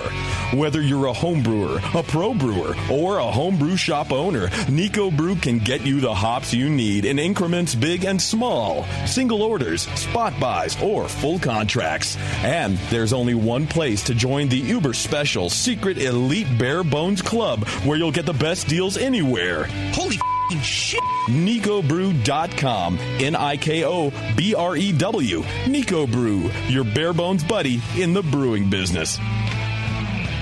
If you work in retail sales, the restaurant industry, or are a new craft beer enthusiast, or you know someone who is, you have got to check out Beer 101.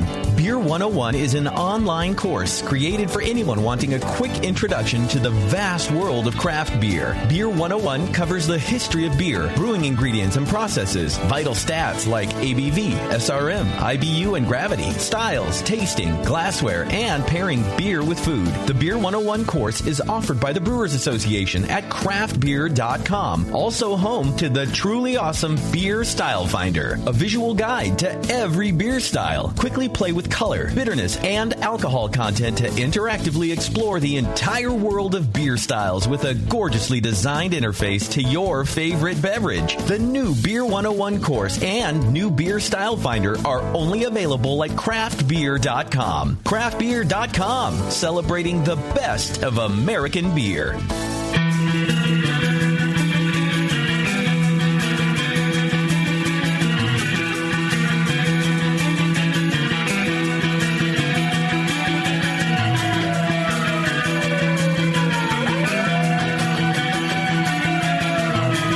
tuned into this session. Because life's too short to listen to crappy radio. All right, welcome back to the show. Thanks so much for sticking with us. We got more to do with Altamont Beer Works here. First, I wanted to remind you about the new free Brew Guru app. Have you seen this thing? I have it on my phone, as a matter of fact. It's pretty sweet. It's built for homebrewers and beer lovers by the American Homebrewers Association. Brew Guru delivers sage brewing knowledge and money-saving deals at breweries, beer bars, and homebrew supply shops. The American Homebrewers Association designed the powerful mobile app to help homebrewers and craft beer lovers explore the wide world of beer that we share. You can effortlessly find deals and save money on beer, food, and brewing supplies. You know how we're always telling you that you can get AHA member deals at different places, just like ours? Well, get the app, and you can search your local area for that. You don't have to remember anything. Right, it reminds you. It reminds you. You can level up your brew IQ with hand-picked articles, proven recipes, and trusted resources from the AHA and Zymergy magazine, and the powerful brewery locator to find nearby breweries, tap rooms, beer bars, everything. Wherever you are, Brew Guru will lead you to good beer. So go get the app today and follow the path to beery enlightenment. It's free for iPhone, iPad, and Android devices. Learn more at homebrewersassociation.org or search Brew Guru on whatever you use to find your appy things. In Chechnya, phone tells you where to drink. In Chechnya, you're lucky to drink. Right. Yeah, lucky to have phone. Yeah. We share finger to touch phone. In Chechnya, there's one phone. So many apps. We will hear about this in the feedback next week. One phone. All right. Chechnya a bit. We're still eyeball to look at phone. We're still hanging out with Altamont Beer Works. We got some more of their beer in our glass. This time, a wit beer. Now, you're mentioning you guys are known for your hoppy beers, but you do branch out to other things. Which one? The wit beer? Nobody knows that. The clear wit beer? Oh, and go on our Yelp. Did you use on our 1968 Untappd. in All this? they do is hoppy beers. That's what we do. So who did this one? I did, because this is one of my... It's 100 IBU. Tell us about the beer. Hey, let's just get off the board for everyone who's listening. Is everyone who, goes on their Yelp and goes on whatever. They're out of their fucking minds, because we do a lot of other great things, but everybody comes in and goes, oh, all they do is hoppy beer. If you're a hophead, you love it, blah, blah, blah.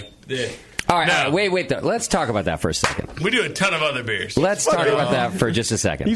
Steve's turned. He's turned up. He's venting. He's hangry. He's taking on Yelp right on the show.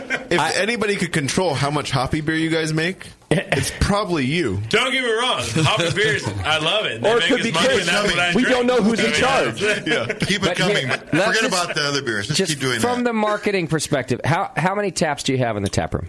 We have 10 right now. How We're many of them upgrading are to typically? 14. How many are typically hoppy beers? Probably 8 of them. Okay. So, unfounded rumor. Hey, what we got? No, Don't trust what you read on Yelp. I like them. You like them. I'm just saying, from a marketing perspective, you're the one sending that message, not your Yelp reviewers. But we you're have- sending the message. But in our defense, we got Basic Bitch on tap, which is Okay. a honey blonde. Okay, yeah, of and course we it got is. Berry White, which is it's a dark raspberry blonde. cranberry. It's a raspberry cranberry wheat beer. It's only 80 IBUs. It's fine. No, it's 0 IBUs. Okay. I'd like to inform you guys all that beer has 1/2 pound of hops. No at shit. first pour. You're kidding. And that's it. Spill some hops in the beer. Just to make sure it's not a gruit. That's the only reason. Honestly, the only reason we even add hops. Like they're all like, why are we even putting 1/2 pound? I'm like, I thought maybe Chris was just walking by with hops and tripped. No, they all They give me shit. fell And in. they're like, I mean, honestly, might as well. Yeah, but might as well. at the same point, it can't be a gruit. Okay, So. okay. There's some hops in the It's got beer. hops, It's so. good on pancakes. And one day it might be Bravo, one day it might be Chinook, it might be whatever. Whatever's in the corner. Right. Yeah. But you can tell at that level, really. Yeah. And then we did a lager. A hoppy lager. But it was a lager. Fucking Yelp, man. And we got our oatmeal stout. We got our have brown. 2 whole we got tabs. all Okay. sorts of other stuff. But I mean, I'm all about how your do these- hoppy beers, by the way. I really am. I'm not shitting on you for that. I'm all about them. What are you shitting But on? you're sending. I just want you to know that you're sending the message. Because when you only have the couple going, of course people are going to come in because no one pays attention like you do. No one pays attention to your business like you do. Even beer geeks don't pay attention to your business Absolutely like you not. do. Right? So they're going to walk in and they go, "Oh, there is an Oktoberfest or there's a porter," and then 8 hoppy beers. Right? well, so hear me out on this, and this is. I mean, this could go across kind of being okay and kind of not okay. That's all right. But the way I look That's at our it, business go, the reason why we do what we do is everyone can give everybody shit nowadays in this industry that there's hoppy beer everywhere. Yeah. Everywhere. But is there good hoppy beer everywhere? True. That's my thing. Is like, if I can step forward to designate 90% of my portfolio to do hoppy beer, I feel like what there is out there and what I love about hoppy beer is what we're trying to do. Yeah. And I love that low bitterness profile. Mm-hmm. I love the high hop aroma. I love the high hop flavor. So I look at that and go, that's great. Someone can give me shit about not doing other things, but for everyone that says all they do is brew IPA because it's a safe bet. No. There's a lot of really bad IPAs. So you're out there. talking about the reason they say you're doing it too. It's just because it's popular and it's whatever. It's cool. Yeah. Well, no, but if you designate to do it really well, that's what I designate to do. That's like being in Belgian brewery. Just if you're Totally. good at it, do that. Absolutely. Yeah. That's what you're good at. Right. And I was never formally trained on that. Let the publican vary the faucets. Yeah. I mean, to me, there's a lot of great IPAs and there's a lot of not so great IPAs I have to out agree with there. that for sure. And I feel like, if anything, that's the most botched fucking style of beer there is now. Because I try stuff and go, what? Yeah. Seriously? This is an IPA? Yeah. No, it's not.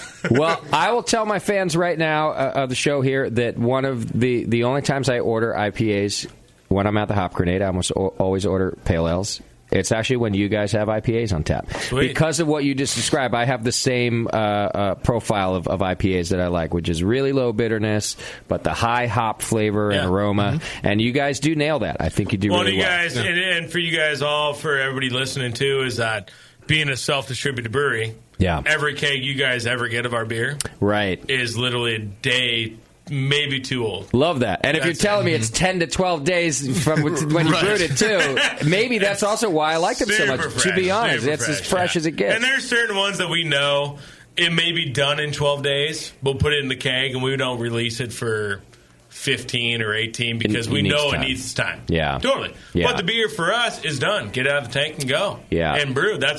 We're in the goal.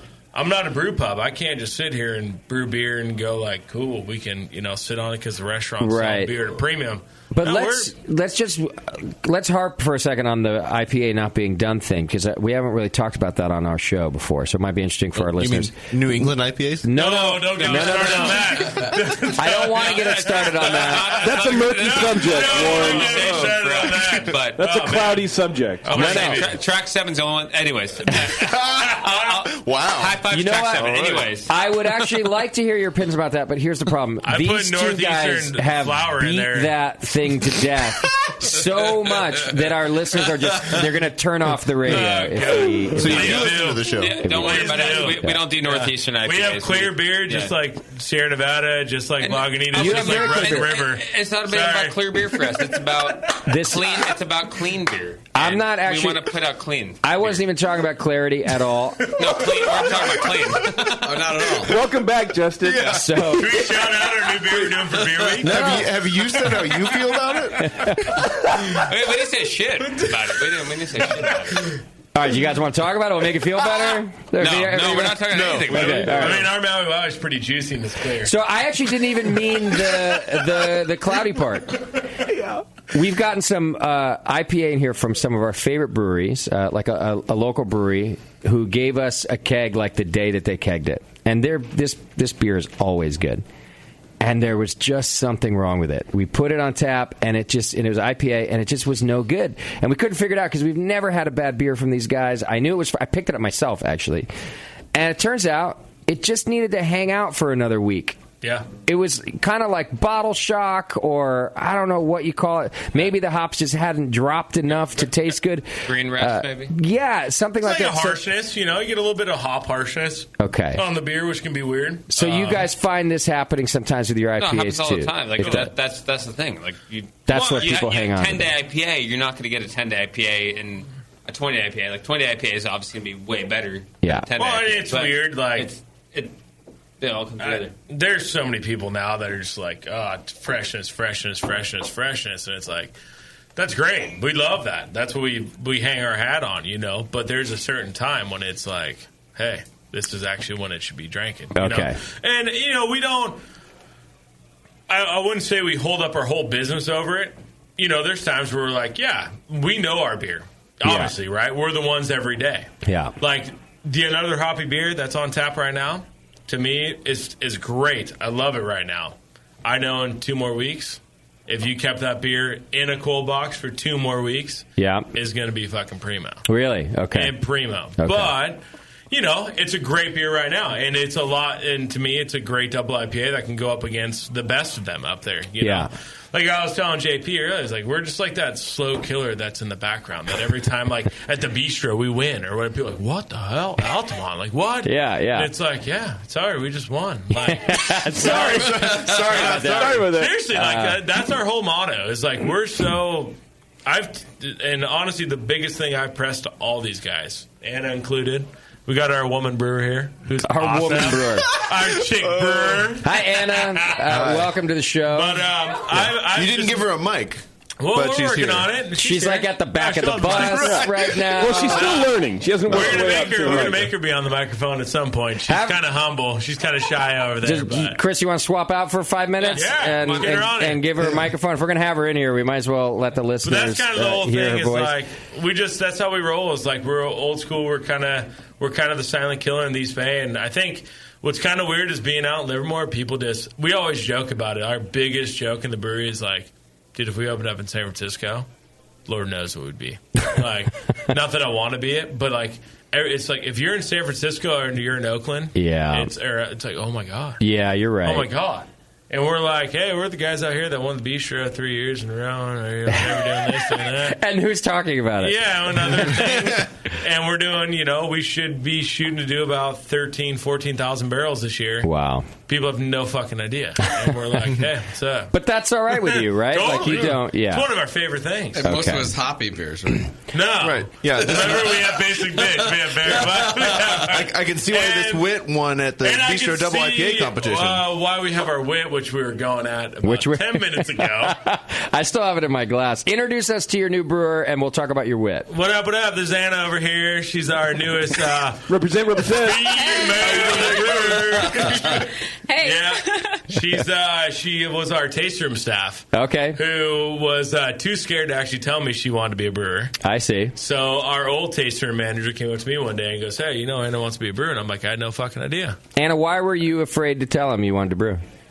Just I don't know. I started off as a customer and fell in love with the whole industry and the feel of it, and started as a taste room, and then really found this passion in it. And I don't know, Steve's is big, and not now that I know him, he's not so intimidating. But I mean, I install fear in all my employees. You had a desire to make less money. Okay, and it's sad that like 4 of my employees literally tell people like, don't talk to Steve. What's the deal? He's a busy guy. Does he just like march around there real angry like? No. Okay. But I know he has a bunch of stuff to handle, so I don't want to like. Yeah. I mean, like literally my cooler over there, which is my lunch bag that I brought the beer in. Yeah, nice. They wrote corporate on it. That's corporate's lunch pail. Do you still have like half a bologna sandwich in there from today? I think it's just actually. I'm going to give a shout out right now. It's actually a ice pack from Y Yeast. Thank you for those incredible air gas. I think it's ice packs. Okay, we use them all the time. Thank you, Y Yeast. Thank you. Very nice. Cool.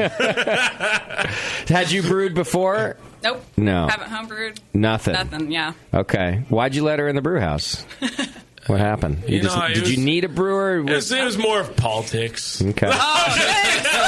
Politics. No, actually, kind of my roots and what I did is I wanted people to be. I wanted to hire people to believe in what I believed in, and it was never. Are you a great brewer? Are you whatever? No, it's all about being part of the family, being who we are, understanding our culture. I created a huge family weird environment. Like I met Chris at our one of our homebrew meetings when I was building our brewery. And I remember telling Chris like 3 times, like brought in beer, and I was like, bro, that's not good. Like I would change this or I would change that.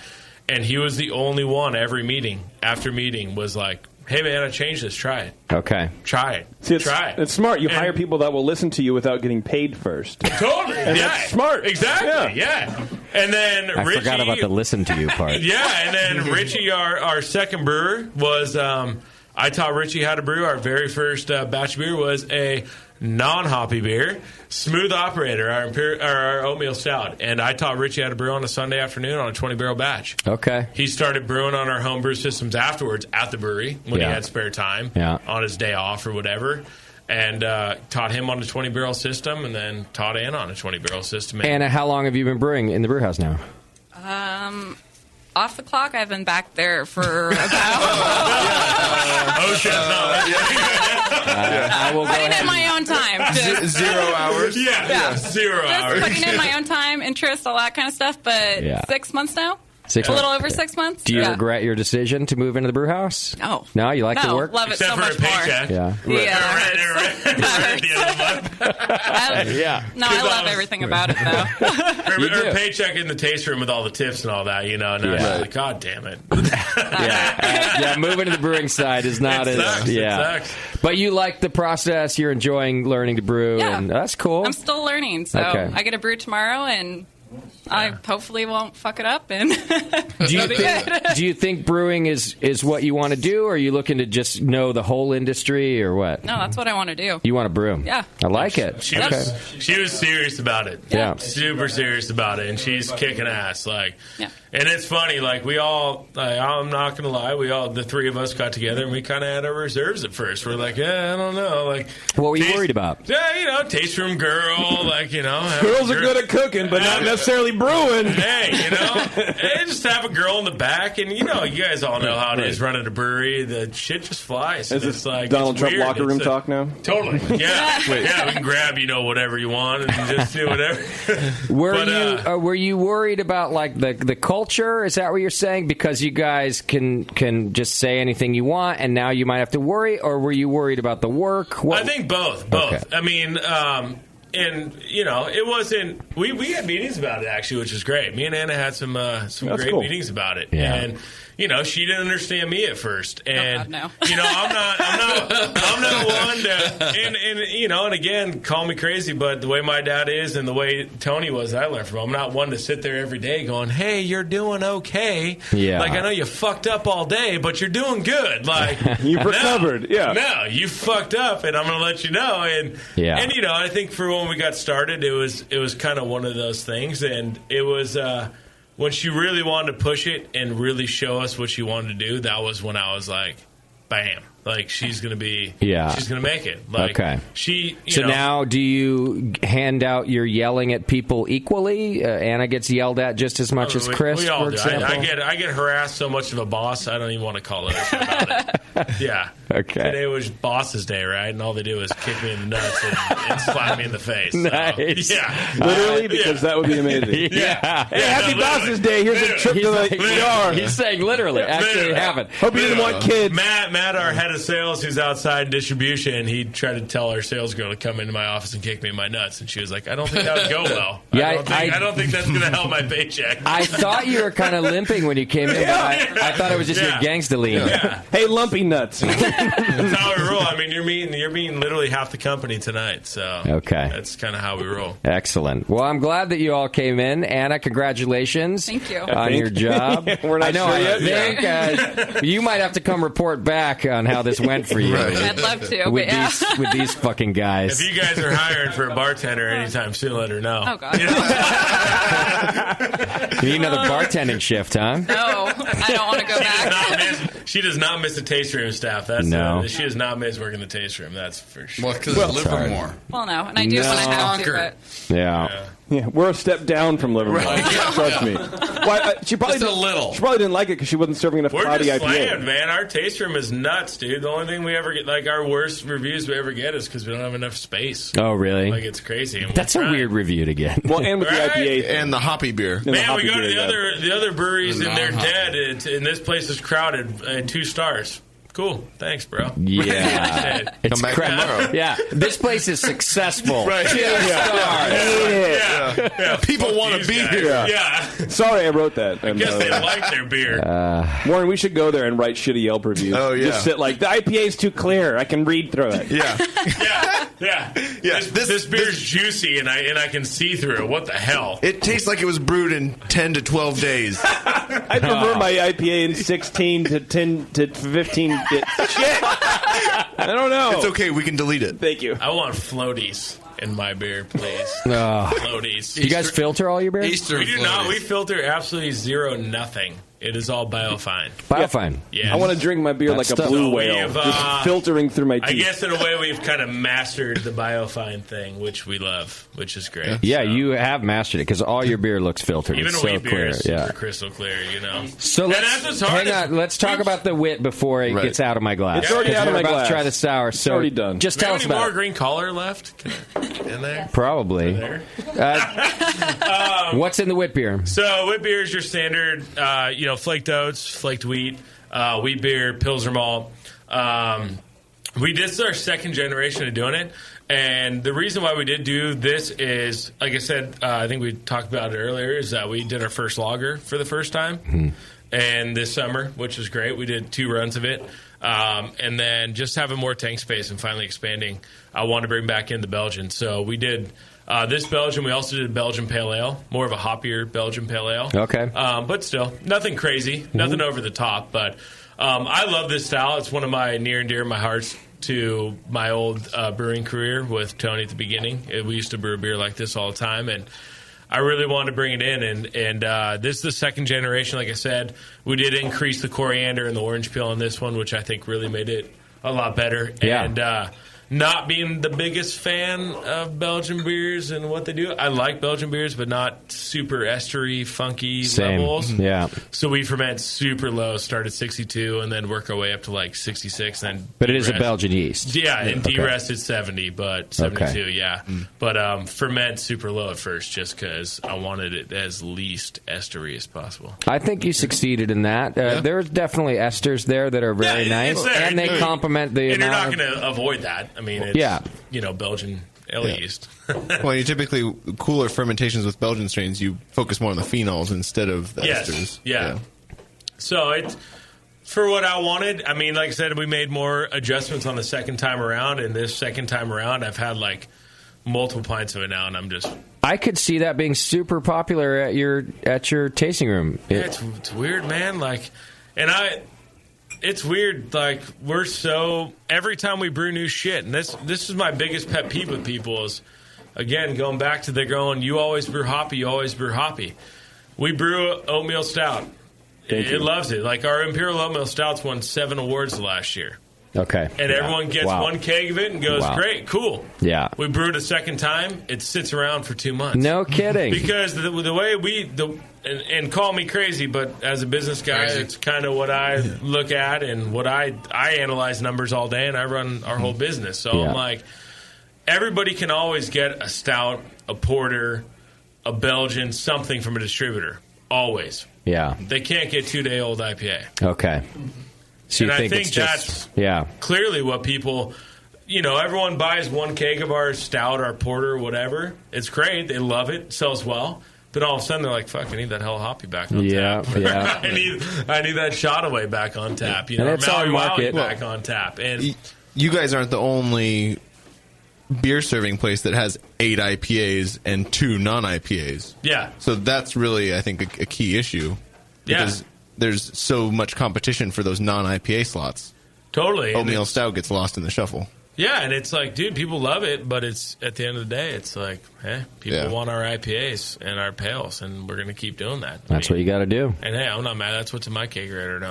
I'm not going to lie. I'm not mad. It's like missionary sex. It'll never go away. Everyone fucking wants it. It's always in my refrigerator. No matter how drunk you are, you're always there. It's my go-to. Sometimes when I want to branch out, it's an Imperial Oatmeal Stout. Don't laugh. I would love to hear Tasty's comments on that industry. On missionary style? On the porn industry? No, don't want to hear that at all. But just on the, He might be the hobby beers. He might be too close to Anna for this conversation. This guy's the biggest critic that anybody ever knows about hoppy beers. Well, I'm critical. I always tell the truth. Which you should. Good or bad, Which you should. Because I think most brewers I know are glad that I say something eventually. Yeah, I mean, when I tell them, they want to punch me in the face, but it happens. Tasty gave me some hate. Yeah, whatever. Trying to pay it forward. you guys, but your hoppy beers are excellent, man. Like you say, somebody's got to fill that niche. Why don't you guys be the ones? They are. Well, and the goal is to not, we want to self-distribute everything. And you're good at sour beer? You like that? So Holy shit. Yeah. I just tasted sour beer. Oh, we've had a lot of weird people try this beer in very minimal amounts. Seriously, 1 ounce of the brewery. People are like, dude, that's fucking a lot of weird people. That's right up there with the best. That's of good. You said we were getting a scoop. All right. Now there's a lot of weird people drinking it. No, it's outside the market. Other brewers. We talked about this at the break. So Altamont is sharing with us their first sour beer, at least first sour beer that will go out to the public, and this is the first public tasting of it, I guess, on our show. We've done 2 other sour releases. Okay, you have. Kind of the approach I took on this is obviously a big sour program, barrel program is extensively hard, very hard. You guys all know this. I mean, it's a whole nother level of staff, all sorts of crazy shit. So the way I kind of look at it is, until we really get there, we have a whole third warehouse now on our property that we're kind of designating to barrel aging and stuff. And I don't know if quite yet I have the staff to manage a whole. It's a lot. Mm-hmm. So we did 2 releases before. One was a full Brett beer, which, again, wonderful world of Untapped. Yeah. And beer nerds who don't know what they're talking about. So it's not sour. It's not tart like this. Right. You're right. It's bread. Right. It's bread. It's not. Exactly. Yeah. So we did do our smooth operator and wine barrels, and we did age that over time to make it sour. Okay. And what style is the smooth operator? It's an oatmeal stout. So and wine barrels. Yes, and wine barrels, because one of my favorites from Russian River is the sour brown with raspberries. Yeah. That's one of my always go-to ever. So great beer. That was kind of my ish. And Tart of Darkness is one of my hugest. I love that beer. That's also a good beer. So now kind of decided to take the whole sour approach to something different, to where now we're going to call them sour. Our brand name is now Sour of Power. Nice. And named it after Tower of Power, one of our favorite funk bands from Oakland. So Sour Power is now the brand, and it's going to be a release per time. So, and every release will be different. So this is part of that. number one. Number one. This is number one. This beer, it's so good. It reminds me of Beatification. Totally. Which is my favorite sour beer from Russian River. That's my favorite sour beer. And I think you're really close to that style, the dryness, the amount of sourness, which is not over the top. That's one of the things I like about it. What I loved about this is this is kind of an entry level to a real sour to people. Yeah. Not super over the top, but more than your average 8 kettle sour or beginning sour. I mean, it's certainly tart. It's sour, but it's not over the top at all. It's fucking awesome. Yeah, it's not super acidic. It's not, which is offensive to a lot of new sour brew. Yeah, so what we did is we had 6 wine barrels, 2 Chardonnay, 2 Merlot, and 2 Cabernet Sauvignon from a winery in town. And I originally aged our smooth operator, which we called funky operator, in those barrels. Okay. And we aged those, and literally just through natural stuff in our air, natural in the barrel, whatever, we let those go for about a year and it was about a year and a half, and had some natural funk, some pretty good tart to it. Yeah. And I wanted to start it off by that, not adding anything to it. And we took that beer out, we released that beer, and we got that great idea too from Beer Republic with Tartar. Okay. Because they were telling us, they were like, yeah, dude, we just pop the bungs and let it sit in let it go. The natural environment, just let it go. That's interesting. So a lot of times people do get that acidic vinegar taste by doing that. At least, well, because we're in wine country, so it's like we got funk growing, we got bugs all over our place. We got all the vineyards, we got everything. You know? Yeah. So we kind of let it roll, and then this one we threw it in. Basically, what we did is Berry White, one of our. It wasn't supposed to be our core beer, but it is one of our core beers now. Okay. It's a wheat beer with lactose, and then we add after fermentation raspberry cranberry. Okay. And we put the beer in before we added the fruit, and so we put Berry White into those barrels. Yeah. And we let it ferment. And it's a wheat beer with, like I said, just a little bit of Munich and stuff, and with lactose. Let it sit. And then we added a little bit of lactobacillus to the barrels, and then we fed it with peaches and apricots, and that's when we let it go for another couple months, and that's where we started. Now, from there, we have the next generation of sour power in those barrels, okay, which is going rapidly awesome. Yeah, with mangoes in that one. Oh, so all right. And then we now you do have the program really. And we did fill up more wine barrels. We got 20 more wine barrels with a Belgian. We did Belgian blonde with the yeast from the Rocky Moon you guys tasted. Okay. The Belgian wit. Yep. And so we redid that, filled those up, and then we also have bourbon barrels filled up right now with some stuff. So last time I was there, you did not have space for all that. Did you expand to the space next door? Yeah. Or you did. Who's listening? City of Livermore? Or You're violating your use permit? We have three warehouses now in our complex. Oh, you do? Okay, so good. Working on getting a fourth. Good for you. So, okay. As people leave, yes, they we have take over about space. 12,000 square feet of total warehouse right now. Wow. Squatter things. So, just kind of moving. There's like a way that goes like one of those 20 things feet. where all of a sudden, the neighbor starts going like, "Fuck, man, I don't think we're gonna make it." And I'm like, "Cool, no problem." Oh, yeah. So I called my landlord. I'm like, "Bro, hey, these guys are going out of business. Oh my God. Taking over." I love it. I love it. You're like, oh, that's honest, too bad. Do you want me to call U-Haul for you? Yeah. How soon are you leaving? My dad owns a trucking company, right? We can move your ass out there. Times are tough, bro. I wouldn't push it. I mean, you're going to get invested. You're going to eat through your savings. I would just get out now. Don't put your family at risk. Never put your own money in. Don't worry about it. Just cut and go. No. Save the gas. Don't come back tomorrow. Yeah, but it's kind of funny, man. It's funny to see on how much we say we're not want to build our sour program, barrel age program, but it's funny. Sounds like you're building it. Yeah, I kind of I stepped away a lot of. I have trustworthy brewers that are killing it for me. Right? Yeah, and it's like I run this whole business pretty much on my own. And it's like I've got to worry about expanding the business. Yeah, exceeding new markets, everything, doing our own accounting, payroll, whatever. I do all that. So it's like this is like I will say. Every once in a while, I have to step in and brew because these guys talk so much shit to me. I'm like, do you remember who fucking taught you how to brew? Oh, you don't even come to the brew house anymore. You just go over, you sit at your desk all day. Yelling at us all day. So, I will say, our graphic design and what we do on our apparel website, all that is one of my favorite things to do. Okay. And then doing the barrel program is kind of like my sanity. I guess you could call it. Everybody needs that, right? You do. Yeah. And you got to keep loving what you do too. So don't. I mean, I don't know how much you like running the business side, but if it keeps you sane and keeps you grounded to get back in the brew house, don't forget to do that, man. Because I know I tell these guys, I fight them all the time about that. I'm like, all right, you guys talk enough shit. I'm going to get in there and brew a batch. I think my last claim to fame was brewing the first batch of New Kids on the Hops.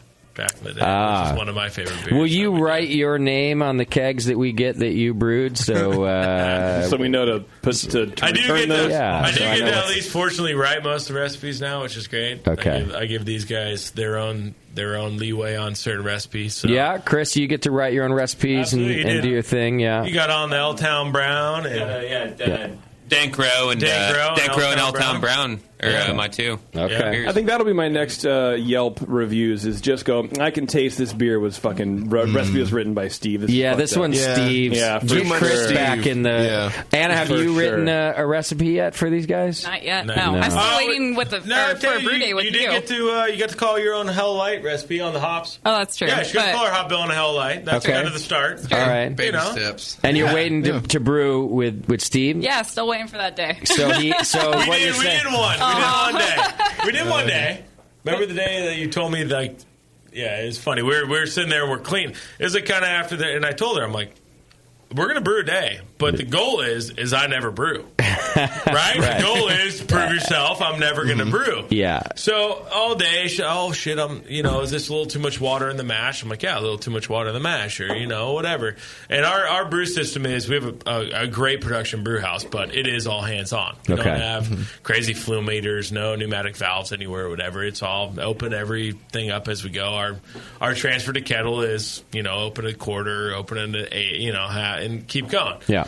So she's doing pretty good all day, and it came to cleaning where it's like 6:30 at night. I'm half drunk because I'm just like she's brewing I'm working on a Saturday, so I'm like, I might as well drink some beer, and we're hanging out and we're cleaning and we're trying to clean the mash tun. She goes, no, like Richie never told me to do this. Like this is how it cleans the mash tun, and I'm like, and I had to like take back for a second and go. Do I know my own brew house anymore? And I'm sitting here and I'm doing the whole pipe matrix with my fingers, and I'm like, fucking way water can flow over there without hooking a hose to here, Yeah. And we were going back and forth for about 30 minutes, and finally I'm like, there is no physical way water can get here to there without doing this hose. And she goes, oh, that's right. This is when Richie has me switch the hose to the mobile pump, not in a. I wanted to fucking throw a beer. I will never forget that. Yeah. I literally was about ready to throw a full keg in her head. I was sitting there for a half hour going, I'm a fucking idiot. I don't remember anything Making about you my own question the knowledge. Yeah. Good test. But no, you passed, Steve. You can brew again. Yeah. Good news is we cleaned the mash tun and everything was good to go by the end of the day. So. No, you should have just owned it, Anna. Be like, got you, fucker. Yeah, right. Yeah. Glad you still know your brew house. But so it's cool. And then Richie did his. He's done a couple other beers, and then he just did his first kettle sour. Okay. The blueberry yum yum, which I don't know. I guess get me started on kettle sours and hazy beer. You don't like kettle sours either. It's not that I don't. I appreciate a real sour, and you taste the difference. There's a difference. Exactly. I don't care what anybody says. Definitely a difference. The world of I have a pale ale and I dump lactic acid in it and it's a tart pale ale. I don't agree with that. Okay. I don't know. There's a lot of beers out there that sour this, sour. That's the new hot term. Just like hazy's the new hot term, and I'm like juicy. Yeah. My biggest fucking. So we kind of hit about. I don't know. Those are the kind of things I feel like, I don't know, especially this whole juicy thing, I get it, but I've yet to really taste a beer that goes, oh my God, like this is so much better than a clear beer. Yeah. I love that because they don't exist. I love people forget what we learned to make beer on and the best beers that we drink? Clearly. From the guy or luckily. The guy whose turnaround is 10 to 12 days on everything else. And it's clear. Sour beer takes time. I look at that and go, like I said, with the whole hazy beer thing, and I know people are doing the whole hazy beer thing because turn around a small brewery. I'm like, bro, we're cranking out Mountain Valley in 10 days. Right. And it's clear. Yeah. And it's juicy. Yeah. It's got a ton of aroma and it's got a ton of flavor, and we win awards with it. I don't know. Call me crazy, but like I said, crazy. But it's to juicy. me, I get that grittiness. Like we always talk about it. We always joke about it. When we test beer, when we carbonate it, and we add our biofine and we carbonate it, yeah, and we always taste the beer. And you got to taste it, and you got to make sure carb's right.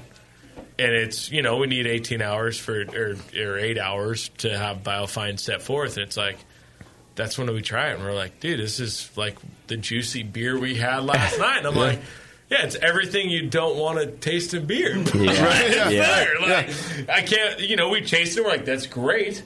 But I can't wait to try it when it's clear. Sure. Because it's going to be so much better. It's got all the other stuff. It's weird that all the beers that won at GABF this year weren't clear, juicy. Yeah, they were clear. Well, wait till they write their own style guideline. Well, right, they have to in order to win medal. Yeah. Well, don't they do this every year?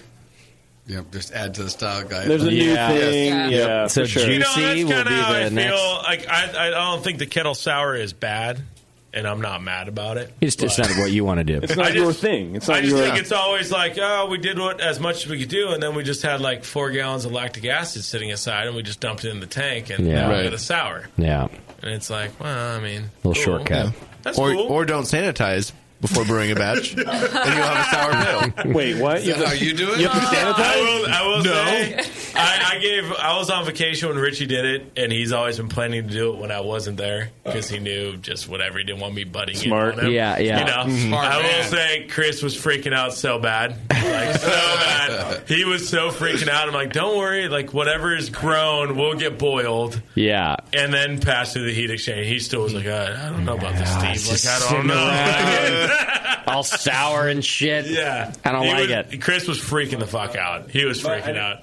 I know it'll be fine. But it turned out to be a good beer, and it's great. And even Richie knows. He knows. I mean, he knows my standpoint on it. And it's, again, I want to give my brewers. We run like I said, a super family oriented business. So it's like, hey, you guys bust your ass, do something what you want to do. And he's been wanting to brew one, and I'm like, cool. Go for it. Go for it, man. It's not bad. We sold it all. We sold 20 barrels in no time. So, hey, great. Right on. Rock on. Everybody's happy. To me, you taste a sour like this or any sour that we love. It's so different. So what's this sour called that people can look for it on the shelf Sour soon? Power release number 1.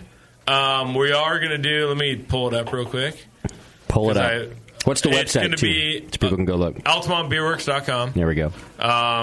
We're Altamont Beer Works on Instagram, Facebook, all that. We're shooting to do, which keep posting on all our social media, but we're probably going to do a release Friday the 18th. Okay. Friday the 18th at the brewery. Of November. We only have 500 bottles, so that it's going to be all sold out of the brewery. Is that like Friday the 18th as in coming up? November. Oh, that's right, because the 18th is tomorrow. Yeah, tomorrow. Of November, thank you. Yeah, so November the 18th, and then the following Wednesday before Thanksgiving. Yeah. We'll be doing our bourbon barrel imperial oatmeal stout. Oh, nice. That we do. Okay. So last year we released a draft only and growlers. Well, we did one growlette per person. Okay. 32-ounce growler. But this year we're going to bottle it just so we feel like people really appreciate that. And yeah, of course. Just, it's hard because we're a small brewery that doesn't have a bottling line, doesn't have it. We're going to hand do everything. And it's, but I feel like sour and I'm all about freshness, and everything we want is freshness, and it's go, go, go, go, go. Yeah. Get it out there. But I feel like with a sour and a bourbon barrel beer, you can actually... I don't mind if you sit on that in your fridge for a little bit. Or, yeah. Or if you're a bottle shop that keeps it on... That's why we're not selling the bottle shops. It's only going to be out of the brewery. That's a smart idea. Although we're a bottle shop, but we move. But yours are in a fridge. So yeah, exactly. And then we're going to be doing. We filled up the rest of our bourbon barrels with an imperial Irish stout. And we're calling it Drunken Lullabies. So you brew other beers than hot? Never mind. Weird. Let me get on Yelp and verify this information. No, Yelp is saying you're fucking liars. Overcrowded tap room. People are good. A lot of hobby beer. What a stupid fucking review. I hate that fucking thing. And Untapped, sorry. Yeah. I hate There's a lot of experts on Untapped. Oh, they're everywhere. I love the fact that when people are like review Maui Wow and they're like, God, I get the Cascade and the Centennial here. And I'm like, that's cool because it's Mosaic and Citra. yeah. I mean, the guy that's or woman that's got the balls to tell you what's in your own beer is phenomenal to me. Yeah. They're not talking to you. They're talking to each other. How about just That's say true. it's tropical and it's whatever, but don't tell me what's Don't call in it my out. when it's not in there. We've talked about that actually even with beer judging before. Where some good we get beer reviews. judges came in and said, guys, you need to stop calling out the ingredients because you don't know. Just talk about what you taste. For instance, last year at the State Fair, we got a review, came back on one of our most popular beers. It's like, just way too heavy on Centennial. Insane. And I'm like, that's cool because there's none in there. Yeah. That's too heavy. Heavy on Centennial. I'm glad it biased your whole fucking review. And there was none of those hops in there. Thank you. It's not right. No, it's not. That's not proper judging. You judge it what's there based on the style. You don't call out for what flaws it has. That's not how you judge. Yeah, that's an incorrect judging. If it's style. got butter, if it's got astringency, or it's got whatever, cool. Tell me that. Right. Yeah. Absolutely. Yeah. You go what it has Don't based on tell the me my style. ingredients. You know. Right. I mean, Yeah. Well, and then he clearly doesn't like Centennial, so it's like aside from that, like I like it wasn't even it's too bitter, it's too much Centennial, which is nearly impossible. By the way, it's fucking Centennial. Like, this beer is too fucking wet. I feel like if I spill it on me, I'm going to get very, very moist, and I don't want to do that. The style guideline doesn't mention Centennial in it, so there's too much of this. Yeah. Wow. Style guideline says it should be woody, not citrusy and piney. Yeah. All right, well, you can go to altamontbeerworks.com. Is that right? Altamontbeerworks.com. Learn more about the brewery, the beers, the tasting room hours, the releases, And you our name it. shitty overcrowded tasting. Yeah, how little space they have.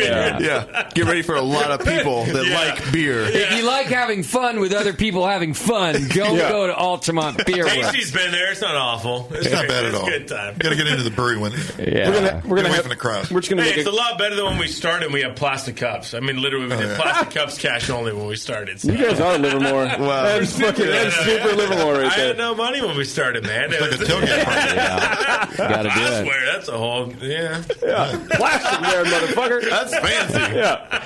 I've been there. It's a great spot. It's a good stop, actually. The I've beer's yet to be good. there. Yeah. But you got to get your growler and go. I mean- There's no Barstool for you. Yeah. Can I bring my own lawn chair? Thank God you moved Absolutely. Anna to the back of the house because she was a pain in the ass. But She hated I read that review before. started Yeah, getting it's a fucked up review, dude. She started getting real ornery too, like real bad with people. You're so full of it. No way. She's probably the one dumping To all that those customers Centennial in listening who there. thought Anna was your favorite, or you were her favorite, yeah, no. Yeah, maybe the brewery promotion is a demotion. It sounds like. Oh. Well, everybody knows that's a anytime fact. you go in the back of the demotion, absolutely. It's like The only one who doesn't know that is Anna.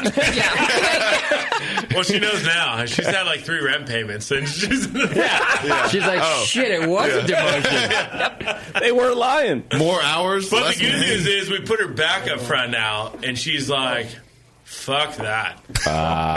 She worked last week and was like, fuck this. Dealing with people sucks. Yeah, it fucking Well, sucks. and we got a new brewer out of it, Yep. so that's exciting. Yeah. All And right. she's a lot better than all of us. I believe And that. she know we got to get her part of the Pink Boot Society and all that good stuff. Yeah. Oh, wait, her boots aren't pink yet? She has tinglies, but they're not pink. But we're gonna put That's pink. fine. Nothing I mean, else there's for been a you. lot of inappropriate gestures thrown all over her stuff, so we can call them pink. That's fine. I mean, whatever you want. But she's got tinglies for now. We'll get her some pink boots. Anna sounds really pleased with this whole Yeah, interview. she's like, I'm great. just going to stay out of it. Yeah, she's like, all right. I love pink. And clearly, the Altamont doesn't have an HR department. No. No. Yeah, You're looking at It's him. me. You want to borrow? Or your wife. Right here. Or your wife. Or my Yeah, wife when okay. she butts in, when she's probably calling right now, going, what the fuck did he just say on the radio right now? Jess is HR, for sure. Yeah, she advises Lady corporate. against certain posts I'll do, and immediately she's like, take that shit down right now. I'm like, Honey, come on! yeah, Richie's got a balloon dick in front of him at the Lagunitas Beer Circus. I think that's hilarious. That's funny. And she's like, remember all those women that are like, women activists? I'm like, oh, God, okay, all right. We got to take it. Here's a picture of this guy we overserved, and he's falling asleep at the tap room. Isn't that amazing? Here Post he to is driving Facebook. away. Passed out in our shitty hoppy tap room. Look at that. He had too many double IPAs. This is what too much hobby beer does to you. Yeah, weird. What a dick. Let's rob his wallet. So take that that down, Steve. That's fucked up. Yeah, Stephen, take it to Stephen Michael. Take it out. I would say you could borrow our HR department, but Bevo is not very good at it either. No, I'm terrible. Yeah. She keeps us from saying things that get us like arrested or sued. That's about it. Yeah. And literally, with the amount of inappropriate things that are said here, ain't nobody got time for that. Yeah, that's what I'm saying. She's got a full-time job. Dude, how about the best radio thing ever? Ain't nobody got time for that. Ain't nobody got time for Someone just got that. shot in your store. Ain't nobody got time for that. Glad you saw that. That was good. We saw that in the news the other day. Well, thank you to Steve, Chris, and Anna for coming in from Altamont and sharing amazing beer with us. Yeah. You guys really do kill it, so keep it up. And We're fun, man. That's what we do. I like your silent attack method, and I think you should keep it up. Before you know it, everyone will be flocking to Altamont and your tiny little fucking... I know McDowell wanted me to say, and I know my wife wanted to, too. On a side note, real quick, we got 2 minutes. We did actually just win a great award this last week, which was killer, which I had no fucking idea we were. So I got an email a year ago that said, hey, can you supply, the last 3 years of your taxes? And I was like, sure, no problem. Like, you might be in the runnings for fastest growing business in the Bay Area. Oh, wow. And I was like, cool, whatever. So I submitted them. And then he's like, wow, what the hell? Like, great growth. And I was like, yeah, I mean, we're doing what we do. Yeah. So we submitted them, and we won number 26 in the fastest growing business of the 100 That's fastest growing amazing. business of the Bay Area. Not a brewery. just food industry, it's everything. So pretty much everything was cloud-based companies, marketing firms, staffing firms. Holy shit. So we were one of 2 people that actually made a product. Yeah. And had to deliver it. And the only one physical that had product. was Tangible. And Kind of we're the- scary if you think about it. We're the only one in our industry, and it was pretty funny because, like, looking at it, I totally held off on it. I didn't want to make it a big thing. We still haven't. Like, I'm still super humble and weird about it. And everyone was like, you should wear a suit and, fancy. And I was like, I can see that. Like, we're going to do what we do. So I had the guys come in their work shirts. I did wear a long sleeve dress shirt, but I wore my hat. And your whatever. best flat bill hat. And it was my best flat bill hat. It was Livermore. It was my awesome half acre hat. Hopefully someone's listening from Chicago because those guys fucking rock. Nice. I love their beer. But so we went on Thursday and we took that award, and it was amazing. So we were number 26 fastest growing business in the Bay Area. Dude, that's really impressive. Nice. Congratulations. To be on a company of literally, as of right now, 14 people in our company. Yeah. Which is pretty. That's pretty good for fastest I growing. hope some of the other companies on there take a look at your company and go, how the fuck are they doing that? So we literally had a line of people like waiting to talk to us. Like, beer. Oh, that's cool, yeah. What, beer? You don't even bottle? You don't do anything? Like, how did you do this? I'm like, I'm old school, man. And my grandfather and my father taught me old school ways and just keep rolling. And all you have to do to get Altamont's tax returns is send him an email. I guess. It was a good source. Dude. Hello, I am Ken. I am Nigerian Prince. I'm a coaster collector from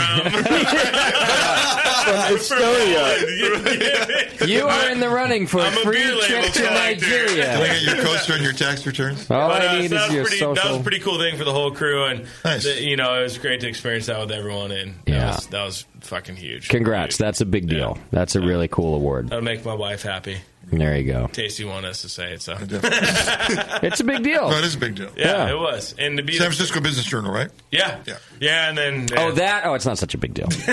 No, that rags. Those assholes. Those assholes. Congratulations on starting up a great business, following your dream, running a family-owned company, and taking good care of your employees, it sounds like, except for Anna, who has to work for free, clearly. Good job. Free lunches. Yeah. Thanks for coming in and sharing the beer. I got to get us to a break. You can find Altamont, AltamontBeerWorks.com. You can also pretty much always find them on tap here at the Hop Grenade. We don't have permanent handles here, like I mentioned, but I'm pretty sure that you guys are one of the only people we keep on almost all the time. Yeah, one of your hoppy beers. Yeah. And I'm always a fan of Hell Light Beer. Exactly. I will be requesting the green collar because that's a fantastic pale ale. You guys doing a killer job on. Kevin, you better be listening. Yeah, that little fired. fucker. Just not even he's not. Don't worry. He's not listening. He doesn't even listen when I'm standing in front of him. Yeah. I have Smart guy. No pull. All right. Thanks so much for coming in. Yeah, for sure. We're going to take a quick break. Before we do, don't forget about White Labs, our good friends. They got a special treat for you homebrewers. White Labs been collecting yeast strains from all over the world for more than 20 years and kept them locked away until now. They've put out the Vault program. It's an opportunity to order new, creative, and unique strains from White Labs, and they've never been on the market before from these guys. So, and they've certainly never been available to commercial brewers. Check out the full lineup of strains available by visiting whitelabs.com/the Vault, and you can pre-order today. There's a whole list of them there. Go check it out. You can pre-order as soon as they reach their production value. You'll get yours sent to you. So don't wait. Your order could push the next strain into production. Go check it out. We're going to take a quick break. When we come back, we're going to wrap up our Twitter game. We're going to learn about JP's Pico Brew experiences in the world. Pico's killing it, by the way. They're doing great. Saw them at GABF. Murderers. They're doing very well. So hang in there. It's The Session. We'll be right back. You're listening to the Brewcasters on the Brewing Network.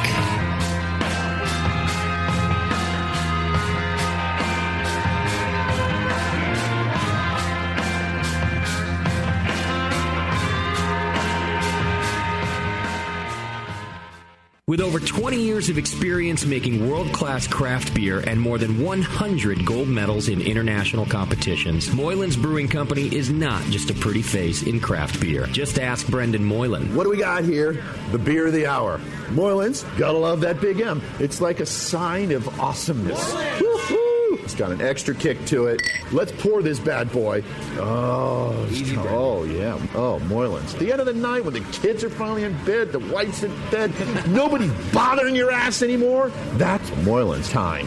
Moylan's is for you. Yeah. It's to help you out. Yeah. It helps me out. What? Well, because it's freaking awesome. Northern California brewed. It's brewed with love. With love? Oh, yeah. Tremendous. And it's always best where? Moylan's. You gotta try it. On tap at Moylan's in Novato. They're friggin' awesome. Not only because I own the brewery, because I love the beer. Cheers! Boom. Kilt Lifter Scotch Ale takes big beers to a whole new level with rich malt balanced perfectly with delicate hops, and now comes in 4-pack tall boy cans so you can take the party on the go. Or come to the brewery, take a tour, and try any of Moylan's fresh creations right from the source. Check them out at moylans.com.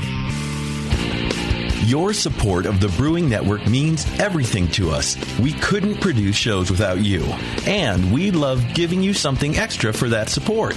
Like Brew Your Own magazine. You already know it's a great brewing magazine full of recipes, equipment how-tos, discussions of beer styles, and brewing techniques. Whether you're new to brewing and just starting out or you're an old pro, you'll always learn something from the articles in Brew Your Own. Plus, there are amazing special issues like plans for building a Brutus 10 system, 250 classic clone recipes, and the Homebrewer's Answer Book. Brew Your Own magazine and BYO.com are awesome resources for any brewer, whether for yourself or as a gift. When you subscribe or resubscribe from the Brewing Network homepage, you directly support programs like this. Get a great magazine and support the Brewing Network. Subscribe to Brew Your Own right from thebrewingnetwork.com.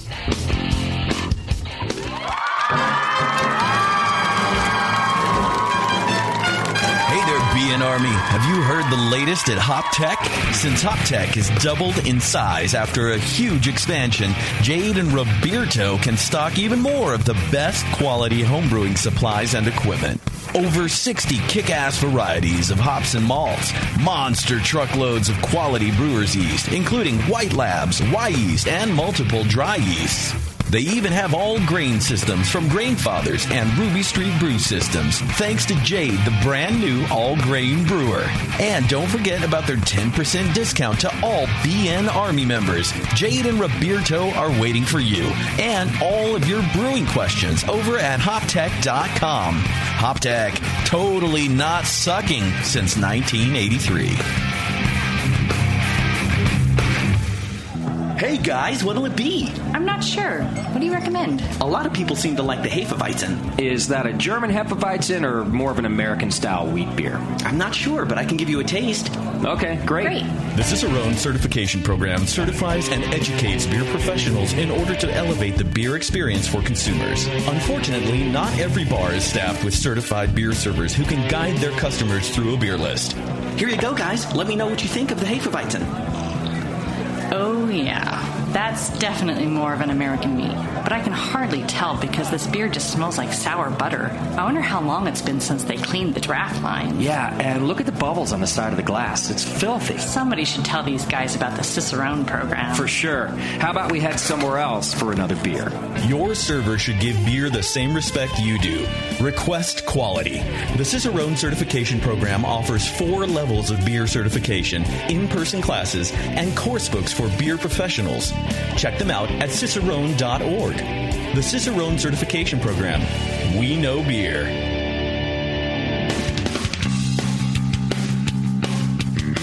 Hey, my brewing brothers and sisters. This is Jamel Zanishev, and I want to tell you about Heretic Evil Twin.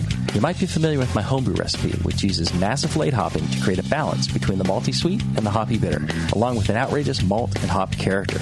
I wanted a beer with the same bold hop and malt character, so we played around with the homebrew recipe until we were able to make a great commercial version too. We've created a beer rich in malt character, full of caramel, toast, biscuit, and an ever so subtle roast note. On top of that, we piled in an insane amount of Citra and Columbus hops at the end of the boil, as well as in dry hopping. This damn-the-cost approach to hopping gives Heretic's Evil Twin a great blast of citrus and tropical fruit that can't be matched by any other hop. The result is a bold, malty, hoppy, but easy-drinking beer. This is our top seller, our flagship beer, and I couldn't be prouder of it. Cheers. To find Heretic beers near you, click on Find Some at hereticbrewing.com. You're listening to the Brewing Network. Because like beer, radio shouldn't suck. All right. Thanks to Altamont Beer Works for hanging out with us. That was a good time and awesome beer. I'm still drinking the Hella Light. Easy to drink all night. Yeah. You can drink it all night. Yeah. That's a nice beer. Hey, Great Fermentations has the largest catalog of Blickman products on the web, and their staff is some of the best trained in the business in using Blickman products. They offer top-notch customer service and same-day shipping on many items. You can check them out at greatfermentations.com. They're one of our wonderful sponsors that is looking out for you. You can go check them out on Facebook, GR8 Fermentation, Great Fermentation, and find them on Instagram, same thing, GR8 Fermentation, or go to greatfermentations.com. Thanks for supporting us, Great Fermentations. And listeners, please go and support them as well. Yeah. All right. I wanted to know a little more. So I was at the Great American Beer Festival. Yeah. And, every event we go to now, I see the Pico Brew folks setting up there. They've got 2 different brew systems going on now. Yeah. They're hiring people in the industry that I know and love. Aaron Glass now works for Pico, which I thought was super cool. Huh. So in addition to the BA or AHA or whatever she I don't know that. Actually. She was actually in the booth when I was at NHC. Oh, okay. Kind of running time for them and stuff. Oh, yeah. Yeah, she was actually in their booth. So I'm really liking watching this company grow and, cool. and the things that they do. And when my friends go to work for them, I think that's pretty sweet, too. But anyway, you have one, and I know you brewed a beer recently, so I want to know about it. Yeah. So you're right. They do have 2 units: the Zymatic, which is the larger kind of version, the 2.5 gallon, and then the Pico, which they just are releasing now. Or I think they're mid-release or whatever. But so we put a bunch of kits together for under the Brewing Network banner, and so I know they're testing those kits out now for release. But I wanted to try mine out, my oatmeal stout. I got impatient, and I wrote a recipe for them, and I wanted to check it out. So before I went to Hawaii last month, I brewed my oatmeal stout. Oh, yeah. But a bigger version. You went to Hawaii? Anything else? I went to Hawaii, yeah. No, really? I try not to. No, I did. I brewed a Grodzitsky. Oh, yeah. Which is a smoked wheat beer. We had that one. Wheat beer. Yeah, it was good. I liked it.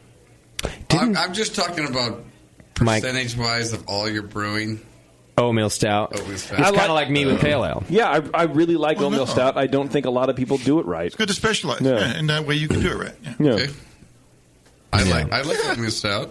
I never get any of yours. Yeah, I know. Oh. Yeah, I'm aware. I haven't brewed I haven't brewed that beer in a while. I brewed once on a Pico brew, and then I had a leak in the keg, and it leaked all over my garage. So I actually haven't brewed it in like 2 years or something. Some long-ass amount of time. Yeah. But it's not done carbonating. The past few times I brought in some beers, it hasn't been really super carbonated, so I wanted to give you guys an actual proper taste. So I will bring it in. You will, okay. I will bring it in. But, so anyway, I wanted to throw it together and just check it out, play with a couple different yeasts and just see what it would be. What it would be like, and maybe change a couple malts or whatever, because I think I still have some time. Anyway, so I brewed that and I kegged it last week, and I'm really excited about it. What different yeast did you use? I used another white. See, I didn't make a note. I'm a bad home brewer. I used a different white label. Usually, I'll use like Cal Ale. Yeah. I think I maybe used Edinburgh. Oh, I like that one a lot. Yeah. That's one of my favorites. I think it goes not because well. I've used it a whole bunch, but when I ever go to the White Labs tasting room and that is on tap with one of their beers, I always like it. It's good. It's good. It gives you that kind of maltiness. It doesn't go super, super dry, which, a super dry stout I'm not really a big fan of, especially with the oatmeal stout. Gives you the carpet porter. That's too flavor. Dry. Yeah, that's like way too dry. Dirt. Yeah, well, that's an empty keg. That's pretty fucking You're dry. choking on fibers. That's dry. Yeah. Oh, actually, no, I did make a note. Yeah, the Edinburgh. Yeah, so that's cool. Edinburgh. Bruh. Whatever. Bruh. No, I always get corrected, though, so I'm just helping. Thank you. I appreciate that. I'm pretty close to getting one, I think. I was thinking about it the other day. Get close Well, because you used mine. I was just thinking about... Yeah. There you go. Yeah, I can't... the place I'm in, I can't full on just have resurrect my big system again. Yeah, that's true. And you're way big. The time I got it from you, it just sat so nice, kind of in the laundry room. It was just Pico's a really good clean, idea. so easy, so compact, and it just sat there and did its thing. Well, and then you get to homebrew again. I know you missed that. So I know I do. I think that is a good compromise for you. I think it's and I was thinking the same thing, that I might get one too. I tell you, because I'm not brewing and it's such a pain in the ass, and I don't not brew because I don't love it. I actually do still. I always say this whenever I do actually go brew. I really enjoy the day, but just I have so much going on, and when I think about it. But the Pico just seems easier, right? Well, it is easier. So, when I was getting ready to brew, it was like the day before, and I didn't have anything. Okay. I didn't have anything together. And, usually like the day before you brew, there's kind of a ceremony involved about cleaning this or making sure you have enough propane and making sure that your water filter is checked or whatever, right? All the kind of crap that you... A bunch of stuff. That you do, right? Yeah. That you actually bought yeast. Right. Yeah. I didn't have to do that. And like the little vial, or that now it's not the vial, it's the pitchable tube or whatever, right? Yeah, squeeze tube. Yeah, one of those is perfect. Right. You don't have to do starter. So I really loved it, and it was a cool... I don't know, you can play around with more... with different malts also. So like in my original recipe, I had like debittered black malt as one of my malts. I took it out for midnight wheat. Okay. Just to see what it would do. I don't know. I've never used midnight wheat, and I thought it might be really cool. Give it kind of a cool dimension of the flavor. So we'll see how it turns out. I don't know. But that's the kind of stuff you can do because it's 2.5 gallons. It takes not long at all to actually do. And then your recipe kit's super cheap too, right? Yeah. Because like last time I went to do my 20-gallon batch, I think I paid $60 or $70 in ingredients or something. No, it's like $20, dude. Oh man, with yeast, and you're like, you're set. If that. Yeah. Yeah, So Doc, I you love might it. want to pull the trigger on that. That's Well, let he me also know. has the tiny conical now, so he's spent Oh, most you're of the like money all you're the way. all set up. Yeah, he's already halfway. Okay, I couldn't just... You have a Doc have style conical? Oh, yeah. Yeah. Okay, well, my big conicals aren't going to hold it. Yeah. So I would have like brew 4 times or 5 times. So Oh, yeah. I kind of asked the cool boys over at More Beer. You have very nice teeth, by the way. No cavities. Exactly. Yeah, feel free to punch them in the mouth because they get free repairs. They're all right. So I said I need a 5-gallon conical. You need a Scotty. And just Scotty conical. Scotical. And then they said full boat, everything on it. And I go, duh. And actually, Darren brought it over to my house and put it in my living room. Wow, that's cool. His teeth need to work. Yeah, he's like, and can you look at this? Yeah, Push got out of home. He sold all of his equipment, and but Really? I got his 5-gallon conical. Oh, so now I have a Very 5-gallon, nice. temp controlled. All the It makes all the it so deals. much easier. Nice. Yeah, because you're A Pico and a that'd be great. and dude, the, just double batch into that shit, and you're golden, dude. double batching is so easy with that thing. Yeah. You pretty much just pull the drawer, dump the grain, put more grain in it. You refill the keg. You put the hops in the little back baskets back there. Yeah. And you're great. And you put it on Wi-Fi, ding, ding, ding, and it goes into their website, pulls up your recipe, and just does it all. Oh man. It's a good time. If you want to get one, let me know beforehand. Okay. And I'll email the people. I'll email the Pico Brew people, the Zymatic folks, and we'll see what happens. Oh yeah. Usually you get charged more, but sometimes you get charged retail. It's a good name will be on it. Yeah. Do you get something for signing up friends? No. Okay. No. It's a pyramid scheme. But I know but I know they love us as much as we love them. Yeah. So, you know, they love the BN for sure. I hear everybody saying, "Oh, but you're getting away from the brewing of it because it's all automatic and everything." It's just a different way of doing it, and it's all kind of cool. Well, it is. I mean, it's like anything in technology, right? Like, I mean, I don't know. I always tell people on the internet, because that's where everyone likes to argue. I go talk to Matt Brindleton about how much he's gotten away from brewing when he brews on his fucking system. Yeah. That uses a push button. Go talk to Sully, right? Go talk to these people who have automated systems. It just makes it easier. It doesn't make it worse. You still have to create the recipe, which is the work, and you still have to ferment it properly, which is the rest of the work. And you got to taste the beer and then adjust. You have to watch it roll through. You got to make sure that it does what it's supposed to do, and it does. Mm-hmm. But you created everything, so yeah. Meh. Anyway, that was it. I love it.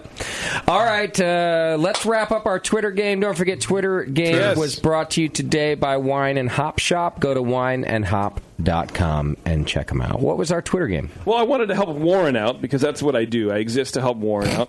Not to make fun of him at all, but just to actually help him out. For your load. To help, yeah. Wait, you do that? Load. So I wanted to get the Twitterverse's idea on a name for an Oktoberfest. The Oktoberfest that we drank here today. Someone, I can't pronounce their name, says Prescription Beer Goggles Oktoberfest. DeSax, whatever the fuck his name is. DeSax. Prescription Beer Goggles Oktoberfest. Okay. Joe Casper says, doesn't he know he's supposed to be coming out with a Christmas beer in October? Oktoberfests are so August. Okay. Ian Stringer says, Oktoberfest IPA. Trust me, it will sell. It would. That's a little funny. It would. Greg Hack says, why are there so many hairs in my Pubetoberfest? Oh, Pubetoberfest. It's cold filtered, triple beard haired. That's why it's hazy. All right, I'll give that one some points. Swimmers. Chris B says, Hop Grenade Oktoberfest. Justin clearly needs more to do, and it's free publicity for Beer Law Center. True. Because you'll be talking about how he stole your fucking name. And I'll be talking about him like he's not in the room. Yeah, right. And then there's this brewery in, what city are you in? Los Gatos. Los Gatos. Yeah. And then last but not least, Chris, another Chris, says the Justin Crossley Memorial Oktoberfest. Winner. There you go. Yeah. Winner. All right, Chris. I agree. That's its name now. Thanks for playing. Good work, Chris. You're the winner, Chris. I'm planning my funeral. Who's going to lead it? I feel like I should be the one to MC your funeral. I've seen you MC a funeral before. Look, I did fine. It's going to be tasty. You did actually really if he's great. not dead yet. Tasty will MC my funeral? If he's not dead you're going to do mine, right? Oh, absolutely. Yeah. I have a thing all laid out. Okay. Yeah, I'll tell you. I have a budget. I have the money. Can't do each other. Okay. You got it planned out. Got to talk to my kids. Yeah, you're in. Oh, Tasty, I will do that any day. And I'm a professional. I mean, I will. I believe you. I'm a professional. I've been around. I know professionals. You're the guy. Have you talked to your kids about this and everything? Like, this is how you want it done? Well, some days I don't feel so hot, you know? Yeah. No, you know what? That's a hangover, I know. This is really smart. And this shouldn't be a somber note. I couldn't imagine having a party, and I couldn't imagine having people pay to go to it. Yeah. So, it's going to be kind of... Figure it out. You're thinking about charging for your funeral? I just had the same reaction. No, the party. It's free party. We're having a free... He's throwing a party. All right. Yeah. No, I wouldn't mention. All I was going to say is that folks at home, parents, whoever, make sure you talk to plan your shit out. See what? Yeah. Because it sucks when you don't. You want to get toasted? Or you want to be put in the ground and rot away? How do you want to? Well, that's why he's doing yours. Okay. 3 to 5 words. Yeah. You're in the ground. I like it. Well, short Quick sweet. and easy, man. I wouldn't be a good MC at yours. No, please. Don't need to reciprocate. I haven't decided what to do with mine yet. So, but that. I better decide soon. Well, the good news is you don't have a say in it. I've got an Oktoberfest with your name on it. So yeah. Now got a couple weeks. So I got to start. Right. Yeah. So who is at the top of the death pool? Okay, it's good question. It's been a while. I made it through my birthday. Doc, you made it through your birthday. Honestly, I feel like I'm still at the top. Didn't I move to the top the last time we had this discussion? You did, but because you were going to the doctor, we haven't had a good health update, and so you're very vague about a lot of shit. Yeah. I didn't go back to the doctor. So you never got the results? And I got the results.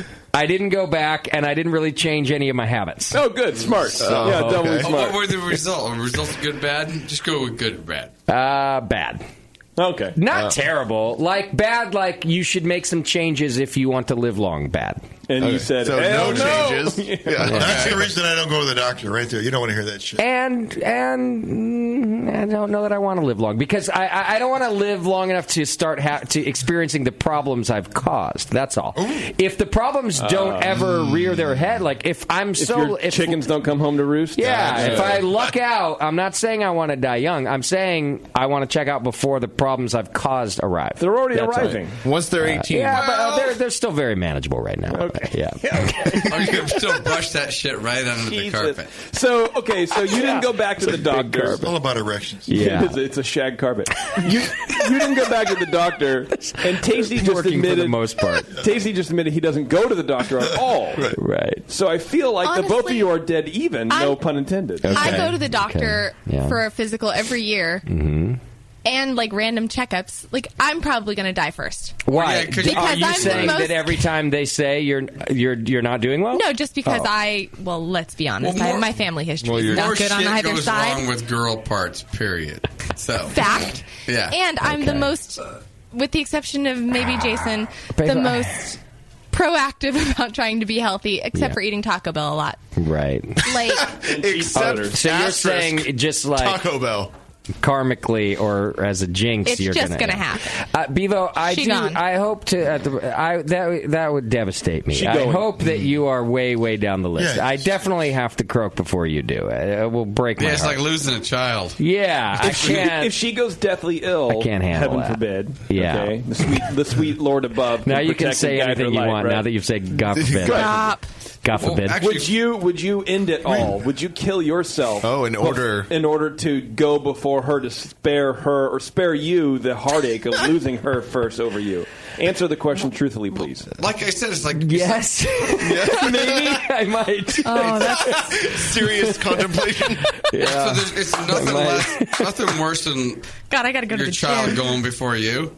Yeah. So except for Tasty, What? Well, I'd feel really bad if anyone guys. This is my least favorite topic, by the way. It comes down to Justin not wanting to have to take care of Sam. That's why. Right. He doesn't want to have to take care of Sam. Yeah. But you know what? That's why I had Abby. You say it all so she can take care of Sam. Thank you. Yeah, exactly. It is like you say, anytime, anywhere. So I had this friend, actually, you know him, Scary John. Oh, yeah. Remember Scary John? Yeah. Absolutely. He went to Cambodia, like he was making absinthe in Cambodia. Whatever. As you do. Typical Scary John. Got hit by a car on the side of the road and because dead. That's it? What? Oh. Yeah.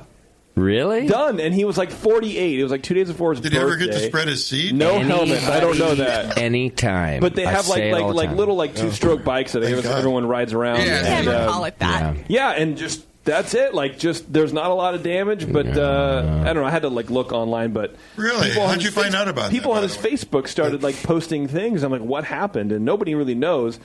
The fucked up part is I went to Google and Googled his name and like the country, and then there's like a photo because in fucking Cambodia they don't give a shit. It's on a forum of like so they actually have like a list of like all the expats that die every month and what country they're from. And he's on that page. Yeah, and I'm like, that haunts me. But so fucking anytime. But this is a guy who was doing what he wanted to do. Moved to Cambodia to make absinthe, and his absinthe was fucking killer. Yeah, he was good. Literally, good. He shook the Bay Area. It may or may not have Everybody knew him to for do. Well, that's also true. Death. But man, you do what you love until you get hit by a car. Okay, on a dirt road on a motorcycle. And he was.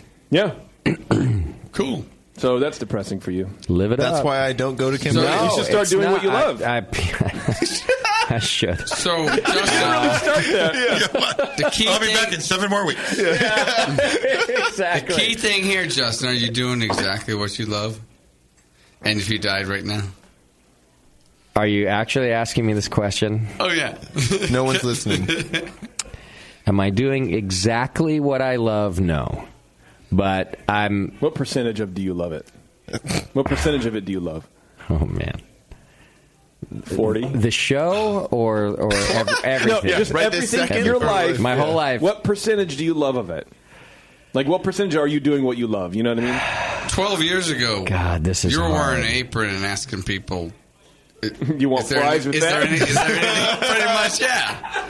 Have you tried our house sauce? Yes. Yeah. All right, I'm going to give Would you like dessert with that? two different How answers. tight you want your lug nuts? I'm going to give two different, very honest answers to this. Yeah. How can you have two? I am You just go with it. 70% doing what I love. Okay. And about 30% recognizing that I actually am doing what I love. There you go. Does that make sense? Yep. That's my two honest answers. I'm doing a poor job of recognizing that most of the time I'm doing what I love. That's where I'm at too, to be honest with you. Okay. Maybe it's our age.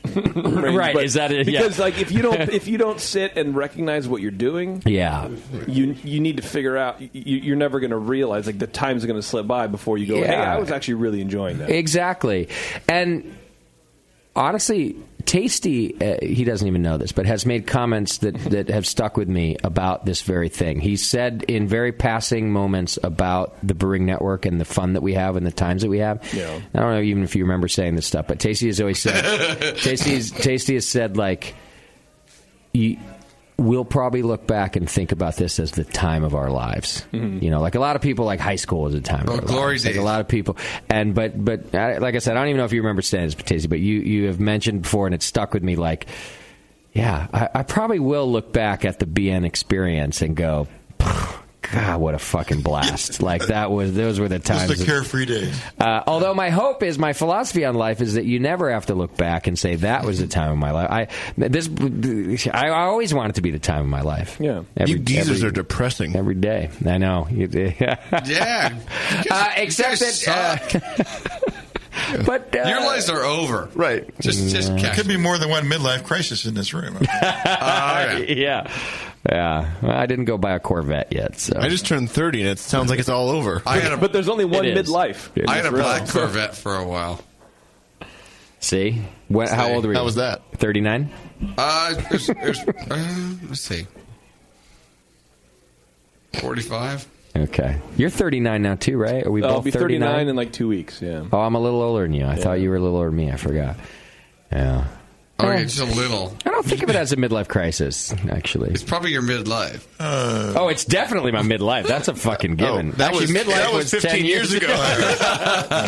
That's why you started the. So you're outside the normal behavior pattern because you didn't buy the car. You say. Okay, well that's how I joke about it. Okay.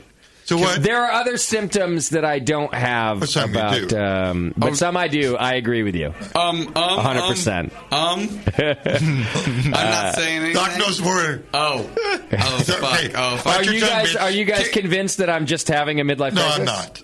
I wouldn't mind. I'm asking. I think your defense might enlighten you. You're going to have one. It might as well be now. And the symptoms, just deny. Yeah. But, no, I know a bunch of them are there. You know I never deny this stuff. When are you leaving? For Norway? Do we have time do we have time to drive Corvettes before you leave? One last time. Why, is my plane going down? I leave Wednesday. It's fucking Norway. Yeah, probably. The Northern Lights are going to take me out? No, it's one of them glaciers. No, those are all gone anyway. He's going in a plane. Not my boat. They're very tall. They explode, man. They go up. Okay, they probably don't have enough Corvettes in Norway for you to drive. I had a really good reasoning the other day about why I'm not going through a midlife crisis, but I can't remember it right now. That's a symptom of a right. midlife crisis. That's one, right? That's like the main one. Yeah. Well, let me say this just so our listeners don't worry too. Good point, JP. I'm feeling better. I'm happy to be here. here right now, and I'm happy that I'm not here next week. Yeah, very sincere. Casey's holding his left arm pretty tight. We need to move on. Actually, let me say this because, and I said this to Push too. The Great American Beer Festival. There were a lot of very nice comments said to me by professional brewers and homebrewers and stuff, which happens a lot, right? But it's the first time in about a year that I don't want to say I take them for granted. I've never really done that, but they didn't resonate with me like they used to. It did. Let me say it this way. This is a better way to say it. It reminded me of why I do the Brewing Network. That's what happened. I was getting some very nice comments, and it reminded me of why I do the Brewing Network, and I really enjoyed that. I watched a panel with Jester King and Prairie Artisan Ales. Actually, it's with his new project, American Solera, I think. That's available on our website, right? It's available on our website. It's on our live stream page right now. It'll be on our YouTube page probably in a day or two. So you're in the audience. I'm in the audience. I was running the question mic, and it was our most popular panel we did. There was a packed house. I also am a fan of both of those breweries. Oh, they're great. And every time the crowd asked a question to either one of them about where they learned to brew or how they started or anything, every single time they said, that guy over there and the Brewing Network. Every single time. Wow. And it happened about 5 or 6 times until, me, I get all emotional back there. I'm getting all choked up. I'm crying right now. Because I'm I'm still just a fan of beer. When people talk to me about, you're a big deal. I actually just consider myself a fan of beer. If I can pay it forward just one little bit, it's amazing. Yeah. So to hear that really meant something to me, and then other brewers coming up, and so just as a progress report to our listeners about how I'm doing on my... I was reminded of why I do the Brewing Network at GABF. It was very enjoyable for me, and so there you go. So maybe I'm on my way back. I don't know. I'm not here next week. What were you guys saying? No, we're gone for like 2 weeks. All right? Yeah, we are gone. Wait, I don't have to come back to this place? Yeah. 2 weeks off in a row, baby. We go. All right, Adam and Eve. Is this the O-ring? The butt plug. O-ring. The Power O. Okay. Oh, the Power O? It's the Power Get ready. O. Check out the latest deal from Adam and Eve when you use coupon code BNARMY. 50% off any item. Almost any item. 3 free DVDs. Free Power O vibrating ring. Power. It's the power. I gotta say, I'm dying to try it. The power is in you. And free shipping. Now it's out. Now it's in. Power's about to leave you. Right, yeah. Wait a second. Hold out. No. It's gone. Nope. Just go to adameve.com and select any one item. It could be an adventurous new toy, sexy piece of lingerie, or anything you desire. Just enter coupon code BNARMY, BNARMY, and you'll get 50% off any item, 3 free DVDs, free Power O vibrating ring, and free shipping. How can you go wrong? Can't. Really? Unless you run out of lube. There's no wrong. Or batteries. There's no wronging there. All right. Are we done? We gone. I'm hungry. Oh, wait. Let me check. Hangry? Yeah, I'm done.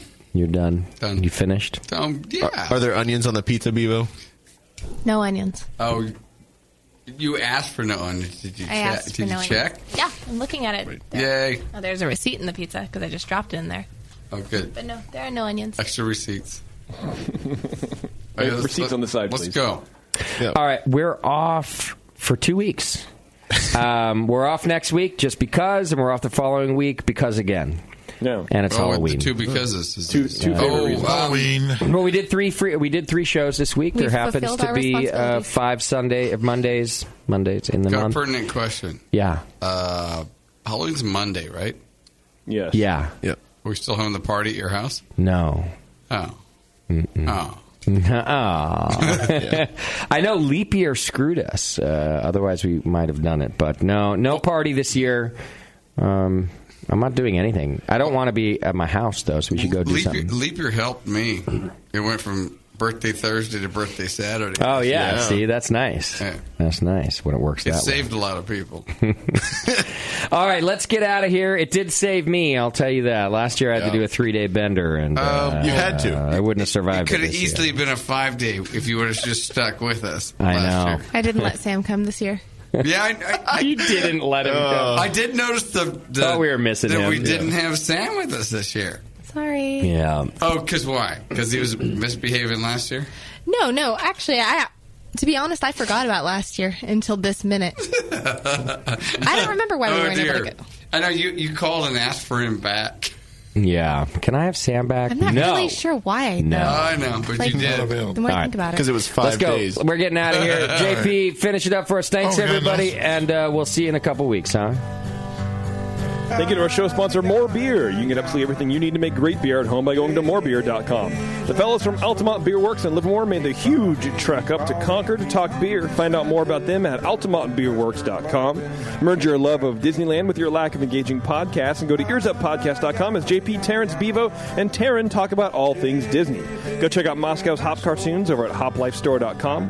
Get on Twitter for some good beer insight and homebrew info. Follow Nate Smith at Nathan Homebrew, Mike McDowell at Tasty McD, JP at Major Jib, and Warren is stuck over at Another Beardy.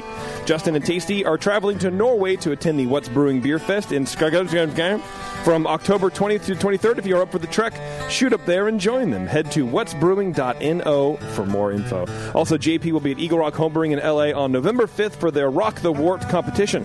Come taste some homebrewers and stare at JP from across the room. No touching, please. Today's show is produced by Beverly, and your host has been Justin. Be sure to find the Brew Network on Facebook. JP does great as his cherry.